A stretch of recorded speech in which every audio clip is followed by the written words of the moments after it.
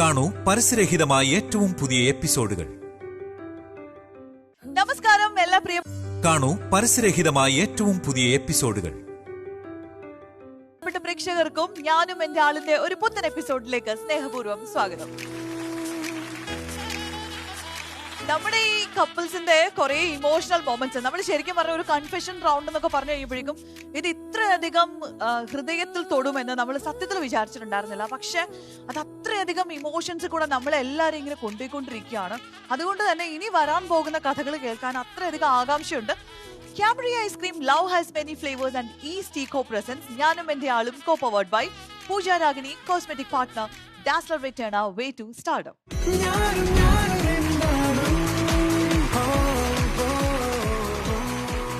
Job ചേട്ടനും നമ്മുടെ super Susan ചേച്ചിയും വേദിയിലേക്ക് എത്തുന്നത് എപ്പോഴും സംതിങ് സ്പെഷ്യലോ ആയിട്ടാണ്. അപ്പോ ഇവരുടെ 28 വർഷത്തെ ദാമ്പത്യത്തിനിടയിൽ ഇനി എന്താണ് കൺഫസ് ചെയ്യാൻ ബാക്കിയുള്ളത് എന്നുള്ളത് അറിയാനുള്ള കൗതുകം നമുക്ക് എല്ലാവർക്കും ഇല്ലേ? അപ്പൊ അവരുടെ ആ ഒരു മൊമെന്റ് എങ്ങനെയാണ് ബ്യൂട്ടിഫുൾ ആവുന്നത് എന്നുള്ളത് ഇനി നമുക്ക് വിറ്റ്നസ് ചെയ്യാം.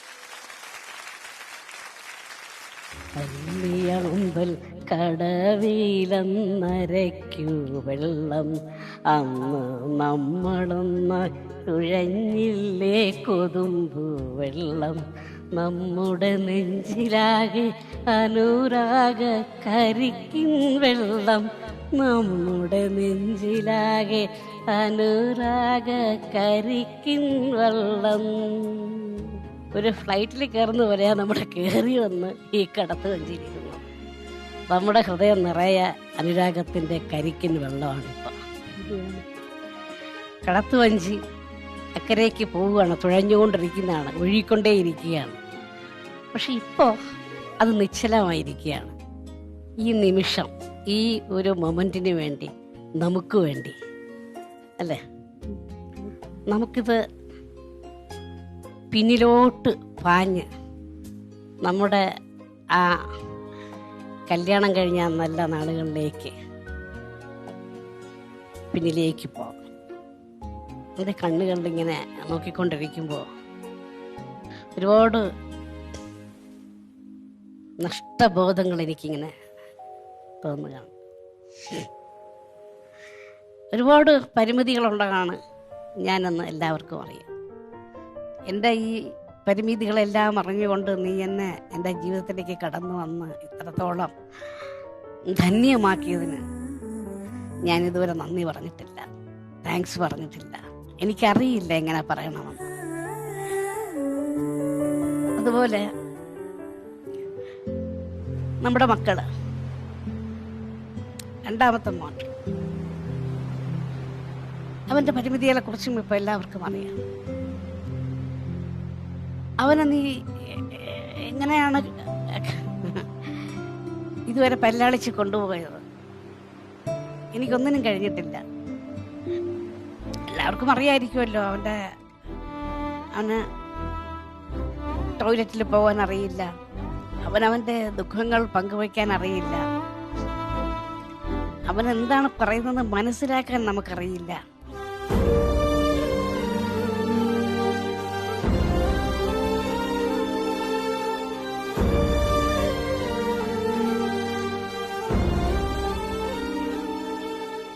നമ്മൾ ഒരിക്കലിങ്ങനെ ഉറങ്ങിക്കിടന്നപ്പോൾ അവന് പ്രകടിപ്പിക്കാൻ അറിയില്ലാത്തതുകൊണ്ട് നിന്റെ കവളിൽ കടിച്ച് ഒന്ന് നുള്ളിയെടുത്ത് ഒരു നുള്ളിയെടുത്തതും ആ വേദനയിൽ കിടന്നുകൊണ്ട് നീ അവൻ്റെ ചുണ്ടിൽ ചുംബിച്ചതും ഒക്കെ ഞാനിപ്പോഴും ഓർക്കുന്നു.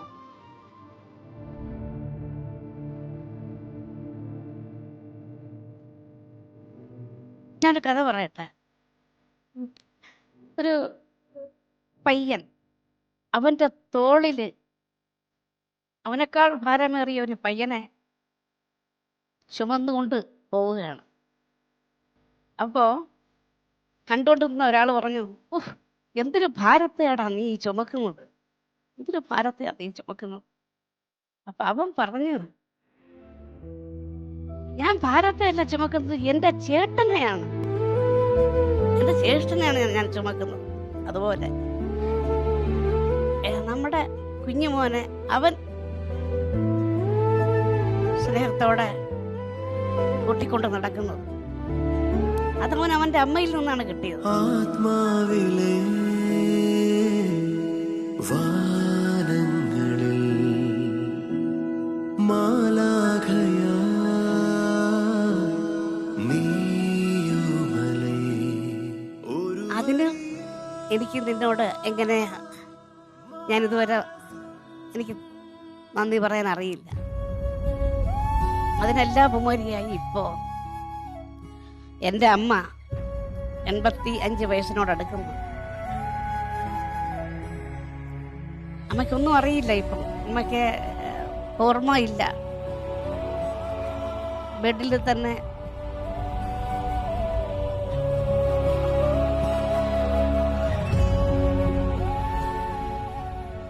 അതെല്ലാം നീ എല്ലാം ക്ലിയറാക്കി അത് എന്താണ് കുളിപ്പിച്ച് വൃത്തിയാക്കി നല്ല ഡ്രസ്സ് ഉടുപ്പിച്ച് മുടി ചീകി കൊടുത്ത് ഇരുത്തുമ്പോൾ എൻ്റെ അമ്മയ്ക്കും ഒരമ്മയായി നീ നിന്നതും ഒക്കെ എങ്ങനെ പറയണമെന്ന് എനിക്കറിയില്ല.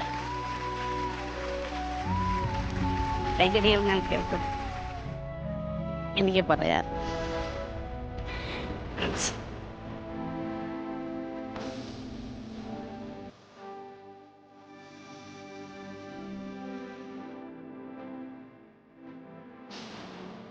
എൻ്റെ അമ്മയെ പോലെ തന്നെയാണ് ഞാൻ ജോസഫിൻ്റെ അമ്മയും കാണും.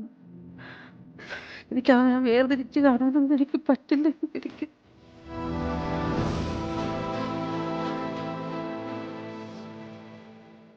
ഞാൻ ജോബി ചേട്ടന് പല പ്രാവശ്യവും താങ്ക്സ് പറയണമെന്ന് വിചാരിച്ചിട്ടുണ്ട്. പക്ഷെ എനിക്ക് പറയാൻ കഴിഞ്ഞിട്ടില്ല. ജോബി ചേട്ടന് ഓർമ്മയുണ്ടോയെന്നറിയില്ല. 2013 മെയ് 5-ാം തീയതി ആ ഒരു ദിവസം എനിക്കൊരിക്കലും മറക്കാൻ കഴിയാത്തൊരു ദിവസമാണ്. കല്യാണം കഴിഞ്ഞ് വന്നിട്ടും ജോബി ചേട്ടൻ എപ്പോഴും എല്ലാ വർഷവും എന്നോട് പറയാറുണ്ട് ഹാപ്പി ബർത്ത്ഡേ എന്ന് പറഞ്ഞ്. എല്ലാം വർഷവും മെയ് 5-ാം തീയതി ആകുമ്പോൾ ആ സൂസൻ ബർത്ത്ഡേ ഹാപ്പി ബർത്ത്ഡേ എന്ന് പറയാറുണ്ട്. അപ്പോൾ ഒരു 2013 മെയ് 5-നുള്ള ആ സമയത്ത് ഉള്ള ബർത്ത്ഡേക്ക് രാവിലെ ജോബി ചേട്ടൻ എൻ്റെ വിഷസൊക്കെ പറഞ്ഞ് ജോബി ചേട്ടൻ പോയി. അപ്പം നമ്മളിവിടെ എറണാകുളത്താണ് താമസിക്കുന്നത്, തേവര. അപ്പം രാവിലെ മോനെയും കൊണ്ട് സ്കൂളിലൊക്കെ പോയിട്ട് വൈകിട്ട് വന്ന സമയത്ത് ജോബി ചേട്ടൻ എൻ്റെ അടുത്ത് ഒരു ബോക്സ് കൊണ്ടുവന്ന് തന്നിട്ട് പറയാണ്, ഇത് തുറന്ന് നോക്കുമെന്ന് പറയുന്നുണ്ട്. ഞാൻ നോക്കിയപ്പം ഒരു സ്വർണ്ണ വളയാണ് അതിനകത്തിരിക്കുന്നത്. അപ്പം ഞാനത് കണ്ടിട്ട് ഞാൻ പറഞ്ഞ്, ജോബി ചേട്ടാ ഇത് എന്തിനാണ് ഇപ്പം ഇതൊക്കെ മേടിച്ചത്? നമുക്കാണെങ്കിൽ പിന്നെ വാടക വീട്ടിലാണ് നമ്മളിവിടെ താമസിക്കുന്നത്. അപ്പോൾ അതിനൊക്കെ അത്രയും ക്യാഷൊക്കെ കൊടുക്കണം. പിന്നെ മോൻ്റെ ഫീസ്, ഒരു കുടുംബിനിയാകുമ്പം നമുക്കെങ്ങനെ ചിലവ് കുറയ്ക്കാം എന്നൊക്കെ ആയിരിക്കുമല്ലോ നമ്മൾ ചിന്തിക്കെടുക്കുകയും ചെയ്തത്. ആ ഒരു അവസരത്തിൽ ഞാൻ അന്ന് ജോബി ചേട്ടൻ ഇത് വാങ്ങിച്ചുകൊണ്ട് വന്നപ്പോൾ ഞാൻ ജോബി ചേട്ടൻ നിരുത്സാഹപ്പെടുത്തുകയും അങ്ങനെ എന്തോ അതിനൊരു ഒരു എന്താ പറയുക, എൻ്റെ ആ ഒരു ജോബി ചേട്ടൻ ഇഷ്ടത്തോടെ വാങ്ങിക്കൊണ്ട് വന്ന ആ ഇഷ്ടം ഞാൻ ഉൾക്കൊള്ളാതെ അതിനെ ഞാൻ അങ്ങ് നിസ്സാരമായിട്ട് അതിന് ഇത് ചെയ്തായിരുന്നു. പക്ഷേ ജോബി ചേട്ടൻ്റെ മനസ്സിൽ ഞാൻ ഇത്രയും സ്നേഹത്തോടെ അവൾക്ക് ഞാനൊരു സാധനം വളരെ ഞാൻ ഉണ്ടായിരുന്ന എൻ്റെ ശമ്പളത്തിൽ നിന്നും അതൊന്നെടുത്ത് ഞാൻ മേടിച്ച് വാങ്ങിച്ചപ്പോൾ ഒന്നും പറഞ്ഞില്ലെന്നുള്ള ഒരു പരിഭവം എപ്പോഴും മനസ്സിലിങ്ങനെ ഉണ്ടാകുന്നുണ്ട്. പക്ഷേ ഞാൻ എപ്പോഴും ചിന്തിക്കും, ദൈവമേ അന്നത് വാങ്ങിച്ചുകൊണ്ട് വന്നപ്പോൾ എനിക്ക് എൻ്റെ ജീവിതത്തിൽ ആദ്യമായിട്ട് കിട്ടിയ ഒരു ഗിഫ്റ്റാണ്. എൻ്റെ പപ്പയോ അമ്മയോ സഹോദരങ്ങൾ ആരും എനിക്കൊരു ഗിഫ്റ്റ് ഞാൻ എൻ്റെ ബർത്ത്ഡേ എന്ന് പറഞ്ഞാൽ എനിക്കാരും തന്നിട്ടില്ല. എനിക്കങ്ങനെ ഓർക്കാനുള്ള ഒന്നുമില്ല. പക്ഷേ ജോബി ചേട്ടൻ ആദ്യമായിട്ട് തന്ന ആ ഗിഫ്റ്റിന് ഞാൻ ഒരിക്കൽ പോലും ഞാൻ താങ്ക്സ് പറഞ്ഞില്ലല്ലോ എന്നുള്ളത് എൻ്റെ മനസ്സിലൊരു വിങ്ങലായിട്ട് എന്നും എൻ്റെ കൂടെയുണ്ട്. ആ 2013 മെയ് 5 എന്നുള്ള ആ ഒരു ദിവസം എനിക്ക് മറക്കാൻ പറ്റില്ല. അന്ന് എനിക്ക് പറയാൻ കഴിഞ്ഞില്ല ജോബി ചേട്ടൻ്റെ അടുത്തൊരു താങ്ക്സ് പോലും. ഞാൻ അതിന് ഇന്ന് ഞാൻ ജോബി ചേട്ടൻ്റെ അടുത്ത് ഞാനിന്ന് താങ്ക്സ് പറയുക. ഒരു താങ്ക്സിൽ കൊടുക്കാനുള്ളതല്ലല്ലോ നമ്മുടെ ജീവിതം, അല്ലേ? നീ ഒന്നും എന്നോട് ആവശ്യപ്പെട്ടിട്ടില്ല. എനിക്ക് ഇന്നത് വേണം എന്നൊന്നും ജീവിതത്തിൽ ഇതുവരെ ആവശ്യപ്പെട്ടില്ല. ഒരു ഗോൾഡ് വള തന്നതിന് നീ ഇത്രയും വലിയ കാര്യമായിട്ട് താങ്ക്സ് പറയുന്നു. നമ്മുടെ ജീവിതത്തിൽ അതിനേക്കാളൊക്കെ വലിയ വിലയേറിയൊരു സംഭവം എനിക്ക് ഒട്ടും അത് വിലമതിക്കാത്തതാണെങ്കിലും അതിനേക്കാളൊക്കെ ഏറെ വില മതിക്കാനാവാത്ത എൻ്റെ പ്രാണന്റെ പ്രാണന് ഞാൻ നൽകുന്നു ഒരു സമ്മാനം, ഒരു ഗിഫ്റ്റ്.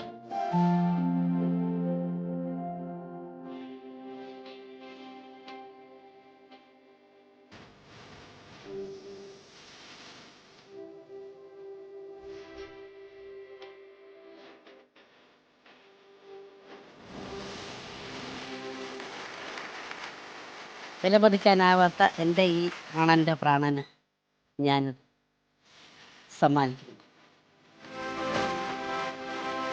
ഞാൻ ഈ ഗിഫ്റ്റ് തുറക്കുന്നതിന് മുന്നേ ആയിട്ട് എനിക്കൊരു സോറി പറയാനുണ്ട് ജോയിച്ചേട്ടൻ്റെ അടുത്ത്. എനിക്ക് ഈ ആരെങ്കിലും എന്തെങ്കിലും വന്ന് എൻ്റെ അടുത്ത് ചോദിച്ചാൽ ഞാനത് എൻ്റെ കയ്യിലുണ്ടെങ്കിൽ അത് കൊടുക്കുന്ന ഒരു ശീലമാണ് എനിക്കുള്ളത്. ഒരു പ്രാവശ്യം ജോബി ചേട്ടന് എനിക്കും അറിയാവുന്ന ഒരു വ്യക്തി വന്നിട്ട് കുറച്ച് പൈസ എൻ്റെ അടുത്ത് കടം ചോദിച്ചിട്ടുണ്ടായിരുന്നു. പക്ഷെ എനിക്കത് കൊടുക്കാനായിട്ട് ഞാൻ പറഞ്ഞു എൻ്റെ കയ്യിലില്ല, എൻ്റെ കയ്യിലില്ലല്ലോ എന്ന് പറഞ്ഞ്. ജോബി ചേട്ടൻ ഓഫീസിൽ പോയെന്ന് പറഞ്ഞു. അപ്പോൾ സാരമില്ല, ഞാൻ ഒരാഴ്ചയ്ക്കൊക്കെ എടുത്തു തരാം, സൂസൻ്റെ കയ്യിലുള്ള ഓർണമെൻറ്റ്സ് തന്നാൽ മതി, ഞാൻ ഒരാഴ്ചയ്ക്കൊക്കെ എടുത്തു തരാം. ഞാൻ എൻ്റെ ആ പൊട്ട ബുദ്ധിക്ക് ഞാൻ വിചാരിച്ചു ഒരാഴ്ചത്തെ കാര്യമല്ലേ, ഞാൻ ഈ ഓർണമെൻറ്റ്സ് അവർക്കങ്ങ് കൊടുക്കാം, അവർ ഒരാഴ്ചയ്ക്കൊക്കെ എനിക്ക് എടുത്തു തരുമെന്ന് ഞാൻ വിചാരിച്ചു. പക്ഷേ അവർ ആ ഓർണമെൻറ്റ്സ് വാങ്ങിക്കൊണ്ട് പോയിട്ട് എനിക്ക് ഇതുവരെ അവരെടുത്ത് തന്നിട്ടില്ല. പക്ഷേ ജോബി ചേട്ടൻ എൻ്റെ അടുത്ത് ചോദിക്കുമായിരുന്നു ആ സ്വർണം എവിടെയെന്ന്. അപ്പോൾ നമ്മൾ ഈ കുറച്ച് സ്വർണ്ണമൊക്കെ ആണെങ്കിൽ നമുക്ക് എനിക്ക് അന്ന് പണ്ട് വാങ്ങിയതൊക്കെ എനിക്ക് കൊള്ളാതിരുന്ന സമയത്ത് നമ്മൾ രണ്ടുപേരും കൂടി ചെന്ന് അതിനെ കൊണ്ട് കൊടുത്തിട്ട് ഒരു മാല, 2 മോതിരം, ഇങ്ങനെയുള്ള സംഭവങ്ങളൊക്കെ മേടിച്ചിട്ടുണ്ടായിരുന്നു. അപ്പം ഈ ജോബി ചേട്ടൻ ചോദിക്കുമ്പോഴൊക്കെ ഞാൻ പറയും, ജോബി ചേട്ടാ നമ്മൾ അതിൻ്റെ കൂടെ കൊടുത്ത് അതൊക്കെ മേടിച്ചില്ലേ, ഇനി അതൊന്നും ഇല്ല എന്നിങ്ങനെ പറഞ്ഞ് ഞാൻ ജോബി ചേട്ടനെ പറയാതെ ആ രഹസ്യം വെച്ചുകൊണ്ടിരിക്കുകയായിരുന്നു. പക്ഷെ ഇന്ന് എനിക്ക് ആ രഹസ്യം കൂടെ എന്ന് വെച്ചാൽ അതിനുശേഷം ഞാൻ ഇന്ന് വരെ പറഞ്ഞില്ല. അപ്പോൾ ആ ഒരു രഹസ്യം കൂടെ എനിക്ക് പറയണം. കാരണം വെച്ചാൽ ജോബിച്ചിട്ട് അറിയാത്ത ആ ഒരു കാര്യം ഞാൻ ചെയ്തു. പക്ഷേ എനിക്ക് ആ ഒരു തെറ്റൊരിക്കലേ പറ്റിയുള്ളൂ. പക്ഷേ അതിനുശേഷം എനിക്ക് അങ്ങനെ ഒന്നും സംഭവിച്ചിട്ടില്ല. എന്ത് കാര്യം ഉണ്ടെങ്കിലും ഞാൻ ജോബിച്ചിട്ടത്ത് പറഞ്ഞിട്ട് തന്നെയാണ് അതെല്ലാം ചെയ്യുന്നത്. ഇനി എനിക്കൊരാഗ്രഹം എന്ന് വെച്ചാൽ ആ സാധനം, എനിക്കൊരു ചെറിയൊരു ജോലിയുണ്ട്. ജോലി എന്ന് വെച്ചാൽ വേറൊന്നുമില്ല, ഞാൻ പോസ്റ്റ് ഓഫീസിലൊരു മകളാ പ്രധാന ഏജൻറ്റായിട്ട് ഞാൻ പ്രവർത്തിക്കുന്നുണ്ട്. അതൊന്ന് കിട്ടുന്ന ഒരു ഇത് വെച്ചിട്ടെങ്കിലും ജോബി ചേട്ടൻ്റെ ആ ഓർണമെൻറ്റ്സ് എനിക്ക് തിരികെ വാങ്ങിത്തരണമെന്ന് എൻ്റെ മനസ്സിൽ അതിയായ ആഗ്രഹമുണ്ട്. ഞാൻ ജോബി ചേട്ടനെ അറിയാതെ ചെയ്ത ഒരു തെറ്റാണ്. ഇനി പോട്ടെ, സ്വർണത്തെക്കാൾ തിളക്കമുണ്ട് നമ്മുടെ ജീവിതത്തിന്.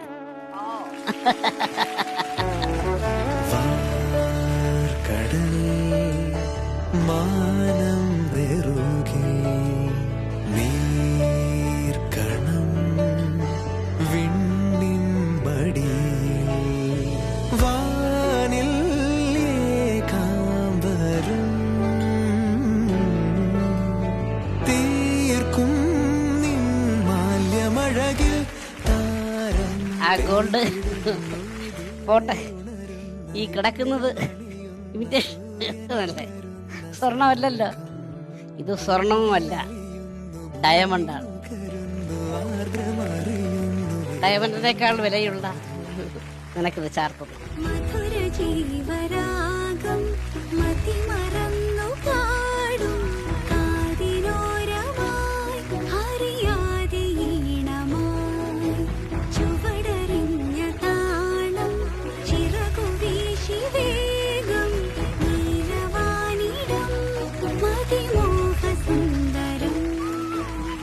ഇതേ തല കാരണം എന്താണെന്നറിയാമോ? ഇത് വിൽക്കാൻ പറ്റില്ല.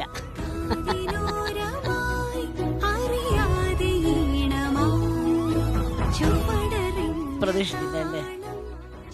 ജീവിതത്തിലെല്ലാം പ്രതീക്ഷയ്ക്കും അപ്പുറമാണ്. നമുക്ക് അതിനപ്പുറം നന്നായി ജീവിക്കാം.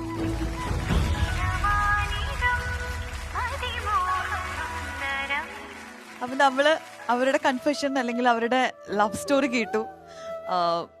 അവർക്ക് ഷെയർ ചെയ്യാണ്ട് നടന്ന കുറെ കാര്യങ്ങൾ കേട്ടു. അവരെക്കാൾ അധികം നമുക്കത് റിഫ്ലക്ട് ചെയ്തു. നമ്മളൊക്കെ ഇമോഷണലായി. അപ്പൊ ഇങ്ങനെയുള്ള ചെറിയ ചെറിയ മൊമെന്റ്സ് ആണ് റിലേഷൻഷിപ്സിനെ എല്ലാം ഊട്ടി ഉറപ്പിക്കുന്നത് എന്നാണ് നമുക്ക് ഓരോ എപ്പിസോഡിലും അല്ലെങ്കിൽ നമ്മുടെ ഇവിടെയുള്ള ഓരോ കപ്പിളും വന്നിട്ട് നമ്മുടെ ഈ സ്റ്റേജിൽ നിൽക്കുന്ന സമയത്ത് നമുക്ക് പറയാനുള്ളത്. അല്ല ജോൺ ചേട്ടാ? ഞാൻ ജോബി വളരെ ചെറിയ കാര്യങ്ങൾക്ക് സോറി പറയുകയും താങ്ക്സ് പറയുകയൊക്കെ ചെയ്യുന്ന കണ്ടപ്പോൾ എനിക്ക് തോന്നി ഞാൻ ശരിക്കും ഒരു 1000 സോറിയും 1,00,000 താങ്ക്സും പറയണം എൻ്റെ വൈഫിനോട്. എന്തെല്ലാം നമ്മൾ പറഞ്ഞിരിക്കുന്നു, എന്തെല്ലാം കാര്യങ്ങൾ അവർ നമുക്ക് ചെയ്തു തന്നിരിക്കുന്നു അല്ലേ. അപ്പം ഞാൻ പറഞ്ഞത് ഇതൊരു വേദിയാണ് ശരിക്കും. ഇങ്ങനത്തെ ഒരു വേദിയിൽ ഇത് വളരെ നിങ്ങൾ സൂസൻ രണ്ട് കാര്യങ്ങളേ ഉള്ളൂ. സൂസൻ ഒന്ന് വള മേടിച്ചപ്പോൾ താങ്ക്സ് പറഞ്ഞു. പിന്നെ വലിയ സൂക്ഷിച്ച് വെച്ചിരുന്ന രഹസ്യം അയലോക്യക്കാരന് കടം കൊടുത്തിട്ട് കൊടുത്ത കാര്യം. അപ്പോൾ നിങ്ങൾ ഞാൻ പറഞ്ഞില്ല വളരെ ചെറിയ 2-3 കാര്യങ്ങൾ, ബാക്കിയെല്ലാം പെർഫെക്റ്റാണ്. അപ്പോൾ അതുകൊണ്ട് എല്ലാ ബ്ലെസ്സിങ്സും നിങ്ങൾക്ക് ഉണ്ടാവും. പിന്നെ കൊച്ചു പരിഭവങ്ങളും കൊച്ചു എന്ത് രസമായിട്ടാണ് നിങ്ങൾക്ക് ജീവിതം. ഇപ്പം എന്തായാലും ഞാൻ പറഞ്ഞില്ല, ഇപ്പം എന്നെ പോലെ ഒരാൾക്കും എൻ്റെ കുടുംബത്തെ ഓർക്കാൻ തോന്നി. ഞാനും ദൈവമേ എന്നോട് സോറി പറയേണ്ടതല്ലേ അവളോട്, അല്ലെ നമുക്ക് വല്ലപ്പോഴും താങ്ക്സ് പറയേണ്ടത്, എന്തുമാത്രം നമുക്ക് വേണ്ടി കഷ്ടപ്പെടുന്ന അവള്. അപ്പം എന്ന് തോന്നിപ്പിക്കുന്നു ഈ ഈ പരിപാടി. അപ്പം അത് വലിയ കാര്യമാണ്. എന്തായാലും താങ്ക്സ്. നിത്യ, ജോബിൻ ചേട്ടനില് ആരും കാണാത്ത ഒരു കാര്യമായിരിക്കും, ഒരു കാമുകനെയാ ഞാൻ ആദ്യം കണ്ടത്. ഒരു കവിയോ കാമുകനോ എന്താന്ന് എനിക്കറിയില്ല. സൂസൻ ചേച്ചിയെ ആണെങ്കിൽ നല്ല അമ്മ, നല്ല മരുമകൾ, നല്ല ഭാര്യ, ഭർത്താവിന്റെ അമ്മയെ നോക്കി എന്ന് പറയില്ലേ. കാരണം നമ്മൾ ചെറിയ കുട്ടികളാവുന്ന സമയത്ത് നമ്മളെ പേരൻസ് അതുപോലെ തന്നെയാ നോക്കുന്നത്. അവര് നമ്മളെ ഡയപ്പർ മാറ്റിയിട്ടും അങ്ങനെയൊക്കെ തന്നെയാ. ചെറിയ കുട്ടികളും വയസ്സന്മാരും ഒരേപോലെയാന്ന് പറയും. അവര് വയസ്സായാല് അവരെ നോക്കുക എന്നുള്ളത് നമ്മളുടെ കടമയാണ്. പക്ഷെ ഭർത്താവിന്റെ അമ്മയെ നോക്കുക എന്ന് പറയുന്നത് അതൊരു സാധാരണ സ്ത്രീക്ക് പറ്റില്ല. അങ്ങനെയല്ല കേട്ടോ, എല്ലാരും എന്നല്ല ഞാൻ പറഞ്ഞ, സാധാരണ ഒരു സ്ത്രീക്ക് പറ്റാത്ത കാര്യമാണ്. ഇപ്പൊ എന്റെ ഭർത്താവിന്റെ അമ്മയാണെങ്കിൽ അവർക്ക് 3 ആൺകുട്ടികളാ. അവര് 3 ആൺകുട്ടികളും അവരെ അമ്മ ഇതേപോലെ ഒരു അവസ്ഥയിൽ കടന്നിരുന്നു. പക്ഷെ ഞങ്ങൾ 3 പെൺകുട്ടികളെ കൊണ്ടും അവർ തൊടിയിപ്പിച്ചിട്ടില്ല. കാരണം ആ 3 ആൺകുട്ടികളാണ് ആ അമ്മയ്ക്ക് ആ ഡയപ്പർ മാറ്റിക്കൊടുത്തത്. ഇപ്പൊ ഞാൻ എല്ലാ അവസരങ്ങളും എന്റെ ഭർത്താവിനെ പറ്റിയിട്ട് ഓരോ കാര്യങ്ങളൊക്കെ തമാശക്ക് പറയാറുണ്ട്, ആളിങ്ങനെ. പക്ഷെ ഞാൻ ആളോട് പറഞ്ഞിട്ടില്ല. ഓരോ അവസരത്തിൽ ഞാൻ ആലോചിക്കുകയാണ്. ഇപ്പൊ ചേച്ചി ഇങ്ങനെ ചെയ്തു എന്ന് പറഞ്ഞപ്പോ ഞാൻ ആലോചിക്കുക, ആളൊരു ആണായിട്ട് കൂടി ആളുടെ അമ്മയ്ക്ക് ഡയപ്പർ മാറ്റി കൊടുത്ത ഇത് ആളാണ്. അപ്പം ഇങ്ങനൊരു അവസരം ഒരുപക്ഷെ എനിക്ക് കിട്ടിയിരുന്നെങ്കിൽ ഞാനും എന്റെ ഭർത്താവിനോട് ഞങ്ങൾക്ക് സംസാരിച്ച് എനിക്ക് തോന്നുന്നത് ഈ ഒരു പരിപാടിയുടെ ഫുൾ എപ്പിസോഡ് തന്നെ വേണ്ടി വരും. എന്തായാലും സൂസൻ ചേച്ചി സൂപ്പറാണ്. അപ്പൊ ഇതുപോലുള്ള ബ്യൂട്ടിഫുൾ മൊമെന്റ്സും ആയിട്ട് നമ്മുടെ കണ്ണു നിറയ്ക്കാൻ, ഹൃദയം നിറയ്ക്കാനൊക്കെ വേണ്ടിയിട്ട് ഇനിയും നമ്മുടെ ബാക്കിയുള്ള കപ്പിൾസ് ഒക്കെ വെയിറ്റിംഗ് ആണ്. അപ്പൊ ഒരുപാട് സന്തോഷം. നമ്മുടെയൊക്കെ മുന്നിൽ വെച്ചിട്ട് ഹൃദയം തുറന്നല്ലോ, അതിൽ ഒരുപാട് സന്തോഷം. എനിക്ക് ഒന്ന് ഇത് ഒരുപാട് പേർക്ക് മാതൃകയാവട്ടെ. നിങ്ങളുടെ ലൈഫിൽ എന്ത് സംഭവിച്ചു എന്നുള്ളതിനപ്പുറത്ത് പരസ്പരമുള്ള തുറന്ന് പറച്ചിലുകൾ എത്രത്തോളം ഗുണം ചെയ്യും എന്നുള്ളത് ഒരുപാട് പേർക്ക് അത് അവർക്കൊരു എക്സ്പീരിയൻസ് ആവട്ടെ. രണ്ടുപേർക്കും എല്ലാ നന്മകളും ഉണ്ടാവട്ടെ. പ്രൊഫഷൻ കൊണ്ടും പേഴ്സണാലിറ്റി കൊണ്ടും ഒക്കെ നമ്മുടെ ഈ കൂട്ടത്തിൽ നിന്ന് കുറച്ച് വ്യത്യസ്തരായിട്ട് നിൽക്കുന്ന 2 പേരാണ് ഇനി ഈ വേദിയിലേക്ക് വരാൻ പോകുന്നത്. അപ്പൊ ഇതുവരെ ഇവരുടെ മുൻപത്തെ പ്രകടനങ്ങളൊക്കെ കണ്ടതിൽ നിന്ന് നമുക്ക് തന്നെ ഒരു കൗതുകം ഉണ്ടായിരിക്കും, എന്തായിരിക്കും ഇവർ ഈ കൺഫെഷൻ റൗണ്ടിൽ പറയാൻ പോകുന്നത് എന്നുള്ളത്. അപ്പൊ നമുക്ക് വേദിയിലേക്ക് സ്വാഗതം ചെയ്യാം നമ്മുടെ പ്രിയപ്പെട്ട ഹരിചേട്ടൻ ആൻഡ് സബിത ചേച്ചി. ശരിക്കും ലൈഫിൽ എൻ്റെ ജീവിതത്തിൽ ഞാൻ ഏറ്റവും കണ്ട സത്യസന്ധനായ ഒരു വ്യക്തി എന്ന് പറയുന്നത് നീയാടാ ഹരിപത്തനാപുരം. അതുമാത്രമല്ല, ജീവിതത്തിൽ മറ്റുള്ളവർക്ക് വേണ്ടി എന്ത് കഷ്ടപ്പാടും ഏറ്റെടുക്കാൻ കഴിയുന്ന, അങ്ങനെ അതിനുവേണ്ടി ശ്രമിക്കുന്ന ഒരു വ്യക്തി എന്ന് പറഞ്ഞാൽ അത് ഹരിപത്തനാപുരമാണ്, നീയാണ്. ഇത്രയും റൊമാൻറ്റിക് ആയിട്ടുള്ള ഒരാൾ, ഫാമിലി ലൈഫിലൊക്കെ ഇത്രയും റൊമാൻറ്റിക് ആയിട്ടുള്ള ഒരാൾ ഹരിപത്തനാപുരം എന്ന നീ അല്ലാതെ മറ്റൊരാളുമില്ല. ഈ റൊമാൻസ് എന്ന് പറയുന്നത് ഞാൻ എന്നോട് അങ്ങനെ കണ്ടിട്ടില്ല. ഇത് ആർക്കാണോ എനിക്ക് റൊമാൻറ്റിക് കൂടുതൽ എനിക്ക് അറിയത്തില്ല.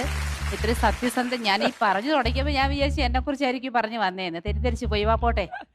ശരിക്കും പറഞ്ഞാൽ എന്നെ ഭർത്താവായി കിട്ടിയത് ശരിക്കും ആ അഡ്വക്കേറ്റ് സബിത മോഹന്റെ ഏറ്റവും വലിയ ലൈഫിലെ ഏറ്റവും വലിയൊരു ഭാഗ്യമായിട്ടാണ് ഞാൻ കരുതുന്നത്. ദുരന്തം ശരിയല്ല, എന്നെ സംബന്ധിച്ചിടത്തോളം ഒരു ദുരന്തമാണ്. ഇത്രയും സുന്ദരനും സുമുഖനും സൽസ്വഭാവിയുമായ എന്നെ ഭർത്താവായി കിട്ടിയതിൽ സന്തോഷിക്കൂ. അത് എനിക്കും കൂടെ തോന്നണ്ടേ? എന്തിനണ്ണ ഇത് മാറ്റാ അണ്ണ? ഇങ്ങനെ ഇത് സംസാരിച്ചിട്ടൊരു സുഖമില്ല. മാറ്റട്ടെ അണ്ണ. ഹരിയണ്ണ എന്തിനണ്ണ? ഹലോ, ഇങ്ങനൊന്നും പറയരുത് ഒരു ഭർത്താവിനോട് കേട്ടോ. ഞാൻ വിചാരിച്ചേ എന്നെ കുറിച്ച് പറഞ്ഞു വന്നേ എന്നെ ഇങ്ങനെ. പിന്നെ ശരിക്കും എനിക്ക് തോന്നുന്നു നമ്മുടെ ജീവിതത്തില് ആദ്യമായിട്ടായിരിക്കും ഇങ്ങനെ ഇരുന്നൊരു കോൺവെർസേഷൻ. ആദ്യമായിട്ടാണ്. കാരണം മുഖത്തോട് മുഖം നോക്കി നമ്മൾ രണ്ടുപേരും കിട്ടാറില്ലല്ലോ. കിട്ടും, വഴക്കുണ്ടാവാൻ മാത്രം മുഖാമുഖം വരും. അതെ. അപ്പോ ഞാൻ ചില സത്യസന്ധമായ കാര്യങ്ങൾ തുറന്ന് സംസാരിക്കാമെന്ന് വിചാരിക്കുന്നു. ഒന്ന്, ഈ കോടതിയില് നമ്മൾ തമ്മിൽ ആ കണ്ട മൊമെന്റിന് മുമ്പ്, അതായത് ഞാൻ അങ്ങോട്ട് ഫോൺ ചെയ്ത് സംസാരിക്കുന്ന ആ മൊമെന്റിന് മുമ്പ് ഞാൻ 2-3 നമ്മുടെ കോടതിയിൽ വന്ന് വായി വിളിച്ച് നോക്കി നിന്ന് വിളിച്ച് നിന്ന് എന്നുള്ളതല്ലേ? കണ്ടിട്ടുണ്ട്. അങ്ങനെ മനസ്സിലായി. വാക്കുകൾ ഉപയോഗിക്കുന്നത്, സഭ്യമായ വാക്കുകൾ ഉപയോഗിക്കുന്നത് ഫ്ലോറാണ്. അപ്പോ അങ്ങനെ വന്ന് നിന്ന് ഞാൻ കണ്ടിട്ടുണ്ട്. ആ. ഇതേവരെ പറഞ്ഞിട്ടില്ലാത്തൊരു കാര്യം, എനിക്ക് ഏറ്റവും കൂടുതൽ അട്രാക്ഷൻ തോന്നിയത് കണ്ണുകളാണ്. മനോഹരമായ ആ കണ്ണുകൾ. രണ്ടാമത്, അന്ന് ഇതുപോലല്ലായിരുന്നു, മുടി, അത്യാവശ്യം മുടി ഉണ്ടായിരുന്നു. ഇപ്പൊ അതെല്ലാം കട്ട് ചെയ്ത് ഒരു വരി പോട്ടെ, അത് പറയുന്നില്ല. ആ. പക്ഷെ അന്ന് ആ മുടിയും ആ കണ്ണുകളുമാണ് എന്നെ ഏറ്റവും കൂടുതൽ അന്ന് ആകർഷിച്ചത്. ഞാൻ ഹഠാത് ആകർഷിച്ചു എന്ന് പറയും. ഹഠാത് ആകർഷിച്ചു. അപ്പൊ ശരിക്കും എന്റെ ലൈഫിൽ ഞാൻ ആഗ്രഹിച്ച ആ 2 കാര്യങ്ങൾ ഒത്തൊരാളെ കണ്ടു. അതുകൊണ്ടാണ് ഞാൻ ശരിക്കും പ്രപ്പോസ് ചെയ്തത്. വേറെ എനിക്ക് വളരെ സന്തോഷം തോന്നിയ ഒരു കാര്യം, ഞാൻ കുറച്ച് എന്ത് തിരഞ്ഞെടുക്കുമ്പോഴും വളരെ ചിന്തിച്ച് തിരഞ്ഞെടുക്കുന്ന ഒരാളാണ്. അത് അറിയാലോ, ലൈഫിൽ ഞാൻ ഫ്രണ്ട്സിനെ തിരഞ്ഞെടുക്കുന്ന കാര്യത്തിലാണെങ്കിലും മറ്റെന്ത് കാര്യത്തിലാണെങ്കിലും കുറച്ച് ചിന്തിച്ച് എന്റേതിൽ തെറ്റുവല്ലും പറ്റിയോ? പറ്റിയത് അത് പിന്നീട് അതൊക്കെ അവസാനത്തേക്ക് വരും. അപ്പോ ഈ ഒരു കാര്യത്തിൽ ഞാൻ നോക്കിയപ്പോ എന്റെ അനിയന്റെ ഒരു കേസുമായി ബന്ധപ്പെട്ടിട്ടാണ് ആദ്യമായിട്ട് സബിത എന്ന് പറഞ്ഞൊരു വ്യക്തി ആ കേസിൽ അനിയന് കാര്യങ്ങൾ പറഞ്ഞു കൊടുക്കുന്നത്. അവൻ വാദിയായിട്ടുള്ള ഒരു കേസാണ്, ഒരു ചെക്ക് കേസ്. അപ്പൊ അവൻ ആ കാര്യങ്ങൾ പറഞ്ഞു കൊടുക്കുന്ന രീതിയും അവനോട് അത് നറേറ്റ് ചെയ്യുന്ന രീതിയും എങ്ങനെ പ്രസന്റ് ചെയ്യണമെന്നുള്ള രീതികളും ആ കൊടുത്ത ഒരു പരിഗണന ശരിക്കും എനിക്ക് തോന്നിയത് എന്റെ ലൈഫിൽ എന്റെ ജീവിതത്തിലും അത്തരത്തിലൊരു പരിഗണന, എന്റെ കുടുംബാംഗങ്ങളോടും ഒരു പരിഗണന, പ്രത്യേകിച്ച് അച്ഛനോടും അമ്മയോടും ഒക്കെയുള്ള ഒരു പരിഗണന, അതൊക്കെ ലൈഫിൽ കിട്ടും എന്നുള്ളതായിരുന്നു ഞാൻ അന്ന് പ്രത്യേകമായിട്ട് ചിന്തിച്ചത്. പിന്നെ പ്രൊഫഷണലി ഒക്കെ കാണിക്കുന്ന ഒരു ഡെഡിക്കേഷൻ. പിന്നെ എനിക്കൊരു ഭയം ഉണ്ടായിരുന്നത് ഈ കോടതിയിലൊക്കെ ഇങ്ങനെ റഫായിട്ട് സംസാരിക്കുമ്പോൾ അത് ലൈഫിലും അങ്ങനെ ആകുമോ എന്ന് ഭയപ്പെട്ടു. പക്ഷെ ആ ഭയം സത്യമാണെന്ന് ഈ കഴിഞ്ഞ 14 വർഷമായി ഞാൻ മനസ്സിലാക്കുന്നുണ്ട്. ഈ 14 വർഷത്തിനിടയിൽ ഒരുപാട് സന്ദർഭങ്ങൾ ഒരുപക്ഷെ നമ്മൾ പരസ്പരം സോറി പറഞ്ഞിട്ടുണ്ടാവും, നന്ദി പറഞ്ഞിട്ടുണ്ടാവും. പക്ഷെ ഞാൻ ഇതുവരെ വെളിപ്പെടുത്താതിരുന്ന ഒരു കാര്യം നമ്മുടെ ജീവിതത്തിലുണ്ട്. അത് വെളിപ്പെടുത്താതിരുന്നതും എൻ്റെ ഒരു ഭയം കൊണ്ടാണ്. കാരണം അത് എങ്ങനെ റെസ്പോണ്ട് ചെയ്യും. കാരണം സബിത എന്ന് പറയുന്ന ഒരു അഡ്വക്കേറ്റ് കോടതിയിൽ മാത്രമല്ല വീട്ടിലും അതാണെന്നുള്ളത് എനിക്കും പിള്ളേർക്കും വലിയ അറിയുള്ളൂ. അപ്പൊ അതുകൊണ്ടാണ് ഞാനത് വെളിപ്പെടുത്താതിരുന്നത്.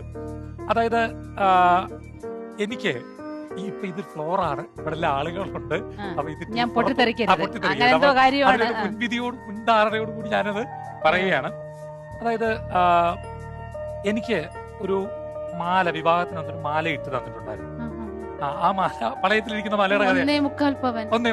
അത് പളയത്തിലിരിക്കുന്ന ആ കഥയാണ് പറയാൻ വരുന്നത്.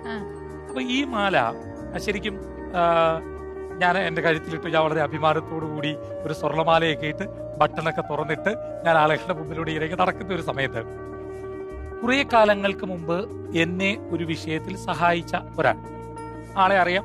ആ ആളിന് ഒരു വലിയൊരു ബാധ്യത വന്നു, സാമ്പത്തിക ബാധ്യത. അപ്പൊ ഇവര് കൊണ്ടു കുറെ സ്വർണം പണയം വെച്ചിരുന്നു. അവർക്ക് ആ ബാധ്യത അന്നേരം തീർക്കണം.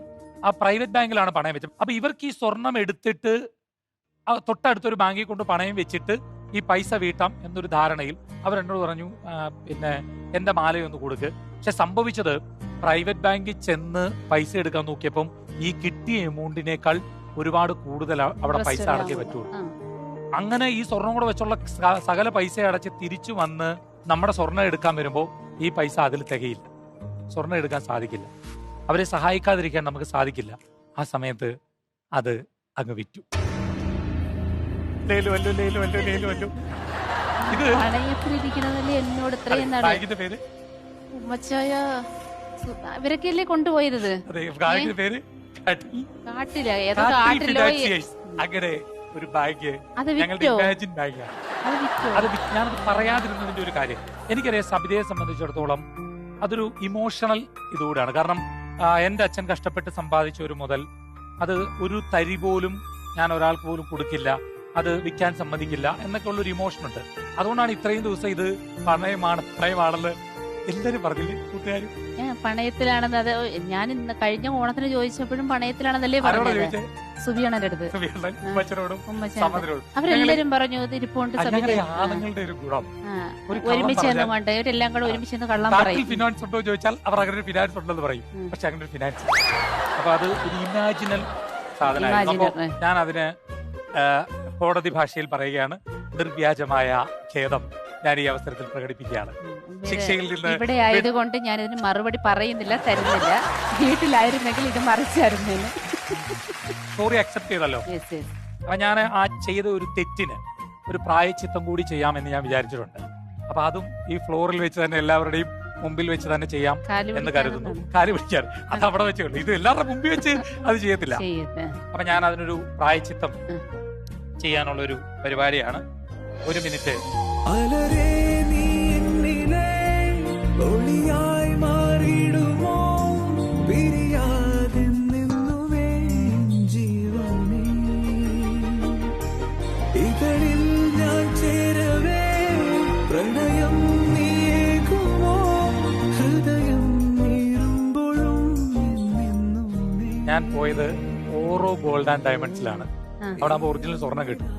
അതുകൊണ്ട് അത്രയും ദൂരം പോയി തൃശ്ശൂരാ പോയിട്ട് ഒരു മാലയും താലിയും അതിന് പകരമായി, ഇല്ലെങ്കിൽ ഇത് കഴിഞ്ഞ് വീട്ടിൽ ചെല്ലുമ്പോൾ അപ്പൊ ഇത് ഞാൻ തന്നെ അങ്ങ് ഇട്ട് തന്നാൽ. അല്ല, ഇത് ഗോൾഡ് തന്നെയാണോ? എനിക്ക് പരസ്യമായിട്ട് ചോദിക്കാതെ ഇതിൽ ഞാൻ കള്ളം പറയില്ല. അണ്ണൻ തന്നോണ്ടൊരു സംശയം.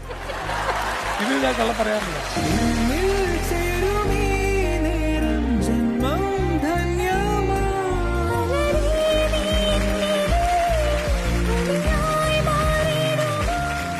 ഒരു 3 റിക്വസ്റ്റ് അതോടെ ചേർത്താണിത്, ഇല്ലെങ്കിൽ ഇതിനെ കൊണ്ട് ഞാൻ പറയാൻ വെക്കും.